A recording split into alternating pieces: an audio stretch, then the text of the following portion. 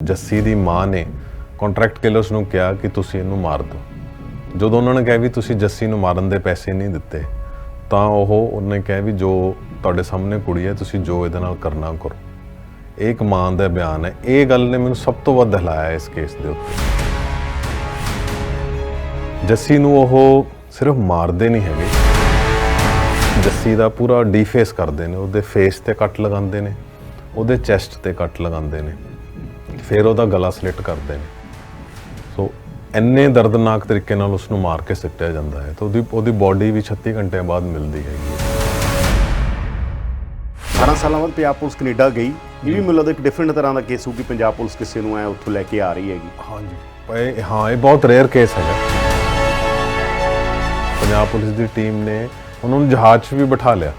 ਬਿਲਕੁਲ ਫਿਲਮੀ ਢੰਗ ਨਾਲ ਆਪਾਂ ਸੋਚਦੇ ਹਾਂ ਵੀ ਇਹ ਸਿਰਫ ਫਿਲਮਾਂ 'ਚ ਹੁੰਦਾ, ਪਰ ਇਹ ਅਸਲ ਜ਼ਿੰਦਗੀ 'ਚ ਹੋਇਆ ਕਿ ਜਹਾਜ਼ ਦੇ ਉੱਡਣ ਤੋਂ 2-3 ਮਿੰਟ ਪਹਿਲਾਂ ਉਹਨੂੰ ਰੋਕ ਦਿੱਤਾ ਗਿਆ ਅਤੇ ਉਹਨਾਂ ਨੂੰ ਉਤਾਰ ਲਿਆ ਦਿੱਤਾ ਗਿਆ। ਮਿੱਠੂ ਨੂੰ ਚੰਗੀ ਤਰ੍ਹਾਂ ਕੱਟ ਵੱਢ ਦਿੰਦੇ ਨੇ ਉਹਨੂੰ, ਤੇ ਜੱਸੀ ਨੂੰ ਕਿਡਨੈਪ ਕਰਕੇ ਨੇੜੇ ਇੱਕ ਘਰ ਹੈਗਾ ਅੰਡਰ ਕੰਸਟਰਕਸ਼ਨ, ਘਰ 'ਚ ਲੈ ਜਾਂਦੇ ਨੇ। ਉੱਥੇ ਉਸ ਨੂੰ ਕੁਰਸੀ ਨਾਲ ਬੰਨ੍ਹਿਆ ਜਾਂਦਾ ਹੈ ਤੇ ਉਹਦੀ ਮਾਂ ਨਾਲ ਫੋਨ ਤੇ ਗੱਲ ਕਰਵਾਈ ਜਾਂਦੀ ਹੈ। ਮਾਂ ਉਸ ਨੂੰ ਕਹਿੰਦੀ ਹੈ ਕਿ ਅਸੀਂ ਤੈਨੂੰ ਹੁਣ ਅਕਲ ਆ ਗਈ, ਤੂੰ ਸਾਡੇ ਖਿਲਾਫ ਚੱਲੀ ਸੀ, ਪਰਿਵਾਰ ਦੇ ਖਿਲਾਫ ਤੂੰ ਚੱਲੀ ਸੀ, ਤੇਰਾ ਮਿੱਠੂ ਮਰ ਗਿਆ ਤੇ ਹੁਣ ਤੂੰ ਵਾਪਸ ਆ ਜਾ ਤੇ ਆਪਣੀ ਨਵੀਂ ਜ਼ਿੰਦਗੀ ਸ਼ੁਰੂ ਕਰ। ਪਰ ਜੱਸੀ ਬਹੁਤ ਡਿਫਾਇੰਟ ਹੈ, ਉਹ ਬਿਲਕੁਲ ਨਹੀਂ ਮੰਨਦੀ ਹੈਗੀ ਕਿ ਮੈਂ ਨਹੀਂ ਵਾਪਸ ਆਵਾਂਗੀ। ਪਰ ਮਿੱਠੂ ਰੱਬ ਦੀ ਮਿਹਰ ਨਾਲ ਬਿਲਕੁਲ ਮਿਰੈਕਲ ਹੈ। ਕਿਵੇਂ ਮੰਨ ਲਓ ਮਿੱਠੂ ਕਿਵੇਂ ਬਚਿਆ? ਉਹਨਾਂ ਨੇ ਸੜਕ ਤੋਂ ਜਦੋਂ ਇਹ ਦੋਵੇਂ ਸਕੂਟਰ ਤੇ ਆ ਰਹੇ ਸੀਗੇ ਤਾਂ ਉਹਨਾਂ ਨੇ ਇਹਨਾਂ ਤੇ ਉੱਥੇ ਅਟੈਕ ਕਰਤਾ। ਇਹ 2 ਕਾਰਾਂ ਦੇ ਵਿੱਚ ਸੀਗੇ ਤਾਂ ਹੌਕੀ ਮਾਰੀ ਉਹਨਾਂ ਨੇ ਸਕੂਟਰ ਦੇ ਉੱਤੇ ਤੇ ਮਤਲਬ ਘੇਰ ਕੇ ਉਹਨਾਂ ਨੂੰ, ਜੋ ਹੌਕੀ ਜੱਸੀ ਦੇ ਵੱਜਦੀ ਹੈ। ਪਹਿਲਾਂ ਮਿੱਠੂ ਝੁਕ ਜਾਂਦਾ ਥੱਲੇ, ਉਹ ਜੱਸੀ ਉੱਥੇ ਗਿਰ ਜਾਂਦੀ ਹੈ ਤੇ ਉਸ ਨੂੰ 2 ਬੰਦੇ ਫੜ ਲੈਂਦੇ ਨੇ, ਬਾਕੀ ਮਿੱਠੂ ਨੂੰ ਪੈ ਜਾਂਦੇ ਨੇ। ਉਸਦੇ ਬਹੁਤ ਜ਼ਿਆਦਾ ਇੰਜਰੀਜ਼, ਸਾਰੀ ਬਾਡੀ ਤੇ ਉਹਦੇ ਇੰਜਰੀਆਂ ਸੀਗੀਆਂ। ਬਿਲਕੁਲ ਉਹ ਬੇਹੋਸ਼ ਹੋ ਗਿਆ ਸੀ ਉੱਥੇ। ਪਤਾ ਨਹੀਂ ਕਿਵੇਂ ਉਸ ਨੂੰ ਰੱਬ ਨੇ ਬਚਾਇਆ, ਕਿਸੇ ਨੇ ਉਹਨੂੰ ਹੱਥ ਰੱਖ ਕੇ ਬਚਾਇਆ। ਉਹ ਉੱਥੋਂ ਉੱਠਦਾ ਹੈਗਾ, ਜੱਸੀ ਨੂੰ ਲੱਭਦਾ, ਉਹਨੂੰ ਨਹੀਂ ਲੱਭਦੀ। ਉਹ ਉਵੇਂ ਗਿਰਦਾ ਆਪਣੇ ਕੱਟੇ ਹੋਏ ਹੱਥ ਦੇ ਨਾਲ ਉਹ ਸਕੂਟਰ ਚਲਾਉਂਦਾ ਹੈਗਾ ਤੇ ਮੈਂ ਨਹੀਂ ਜਾਣਦਾ ਕਿ ਮੈਂ ਉੱਥੇ ਕਿਵੇਂ ਪਹੁੰਚਿਆ। ਉਹ ਇਹੀ ਕਹਿੰਦਾ ਵੀ ਮੈਨੂੰ ਰੱਬ ਨੇ ਬਚਾਇਆ। ਜੋ ਮਰ ਜਾਂਦਾ ਤਾਂ ਇਸ ਸਾਰੇ ਕੇਸ ਦਾ ਕੋਈ ਵਿਟਨੈਸ ਹੀ ਨਹੀਂ ਸੀ ਰਿਹਾ। ਜਦੋਂ ਉਹਨਾਂ ਨੇ ਜੱਸੀ ਨੂੰ ਮਾਰਿਆ ਤੇ ਉਹ ਵਾਪਸ ਆਏ ਮਿੱਠੂ ਦੀ ਲਾਸ਼ ਚੱਕਣ ਨੂੰ, ਉੱਥੇ ਮਿੱਠੂ ਸੀਗਾ ਨਹੀਂ। ਸੋ ਉਹ ਹੜਬੜਾਹਟ ਹੋ ਗਈ। ਕ੍ਰਿਮੀਨਲ ਜਿੰਨਾ ਮਰਜ਼ੀ ਤੇਜ਼ ਹੋਵੇ, ਉਹ ਕੋਈ ਨਾ ਕੋਈ ਗਲਤੀ ਕਰਦਾ ਹੈ। ਉਹਨਾਂ ਨੇ ਆਪਣੇ ਵੱਲੋਂ ਤਾਂ ਉਸ ਥਾਂ ਤੇ ਹੀ ਬੋਡੀ ਸਿੱਟੀ ਜਿੱਥੇ ਉਹਨੂੰ ਸਬ ਇੰਸਪੈਕਟਰ ਜੋਗਿੰਦਰ ਸਿੰਘ ਨੇ ਕਿਹਾ ਸੀ, ਪਰ ਉਹ ਸੜਕ ਦੇ ਦੂਜੇ ਪਾਸੇ ਹੋ ਗਈ। ਜਿਵੇਂ ਜਿਵੇਂ ਉਹਦਾ ਸੰਤੁਲਨ ਠੀਕ ਹੁੰਦਾ ਜਾਂਦਾ ਸੀ, ਉਵੇਂ ਹੀ ਉਸ 'ਤੇ ਨਵੇਂ ਕੇਸ ਪੈਂਦੇ ਰਹੇ। ਹੁਣ ਇਸ ਵਕਤ ਵੀ ਮਿੱਠੂ ਜੇਲ੍ਹ 'ਚ ਹੈ। ਉਸਦਾ 7ਵਾਂ ਕੇਸ ਉਸ 'ਤੇ ਪਿਆ ਹੋਇਆ ਹੈ। ਪਹਿਲੇ 6 ਕੇਸਾਂ ਦੇ ਵਿੱਚ ਉਹ ਬਾਇਜ਼ਤ ਬਰੀ ਹੋ ਚੁੱਕਾ ਹੈ। ਇਹਦੇ ਤੋਂ ਬਿਨਾਂ ਵੀ ਬਾਕੀ ਕੁਝ ਰਿਕਾਰਡ ਦੇ ਉੱਤੇ ਆਇਆ ਕਿ ਜਦੋਂ ਜੱਸੀ ਉੱਥੇ ਚਲੀ ਗਈ ਸੀ ਉਦੋਂ ਹੀ ਪਤਾ ਲੱਗ ਗਿਆ ਸੀ ਇਹਨਾਂ ਨੂੰ ਕਿ ਕੋਈ ਚਿੱਠੀ ਵਗੈਰਾ ਹੀ ਫੜੀ ਗਈ ਸੀ? ਜੱਸੀ ਦਾ ਪਤਾ ਐਵੇਂ ਚੱਲਿਆ ਕਿ ਜਦੋਂ ਉਹਨੇ ਵਿਆਹ ਕਰਵਾਉਣ ਤੋਂ ਬਾਅਦ ਮਿੱਠੂ ਦੇ ਕਾਗਜ਼ ਲਗਵਾਏ ਆਪਣੀ ਇੱਕ ਸਹੇਲੀ ਦੇ ਥਰੂ, ਤੇ ਉਹਨੇ ਪੂਰੀ ਕੋਸ਼ਿਸ਼ ਕੀਤੀ ਕਿ ਨਾ ਪਤਾ ਚੱਲੇ, ਪਰ ਉਸਦੀ ਕੋਈ ਕ੍ਰੈਡਿਟ ਕਾਰਡ ਦੀ ਟ੍ਰਾਂਜੈਕਸ਼ਨਸ ਸੀਗੀਆਂ ਜਿਹੜੀਆਂ ਕਿ ਫੈਮਿਲੀ ਨੂੰ ਪਤਾ ਚੱਲੀਆਂ। ਉਸ ਤੋਂ ਬਾਅਦ ਉਹਨਾਂ ਨੇ ਉਸ ਨੂੰ ਕਾਫੀ ਮਾਰਿਆ ਕੁੱਟਿਆ ਵੀ। ਕੋਈ ਦਸੰਬਰ 1996 ਵਿੱਚ ਇੰਡੀਆ ਆਉਂਦੀ ਹੈ। ਉਹ ਆਪਣੇ ਲੇਟ ਟੀਨਸ ਦੇ ਵਿੱਚ ਹੈ। ਉਹ ਆਈ ਆਪਣੇ ਮਾਮੇ ਸੁਰਜੀਤ ਸਿੰਘ ਵਿਦੇਸ਼ਾ ਦੇ ਘਰ। ਮਿੱਠੂ ਵੀ ਉੱਥੇ ਰਹਿੰਦਾ ਹੈ। ਵਿਦੇਸ਼ਾ ਉਹਨਾਂ ਦਾ ਚੰਗਾ ਵੱਡਾ ਘਰ ਹੈ, ਹਵੇਲੀ ਵਰਗਾ।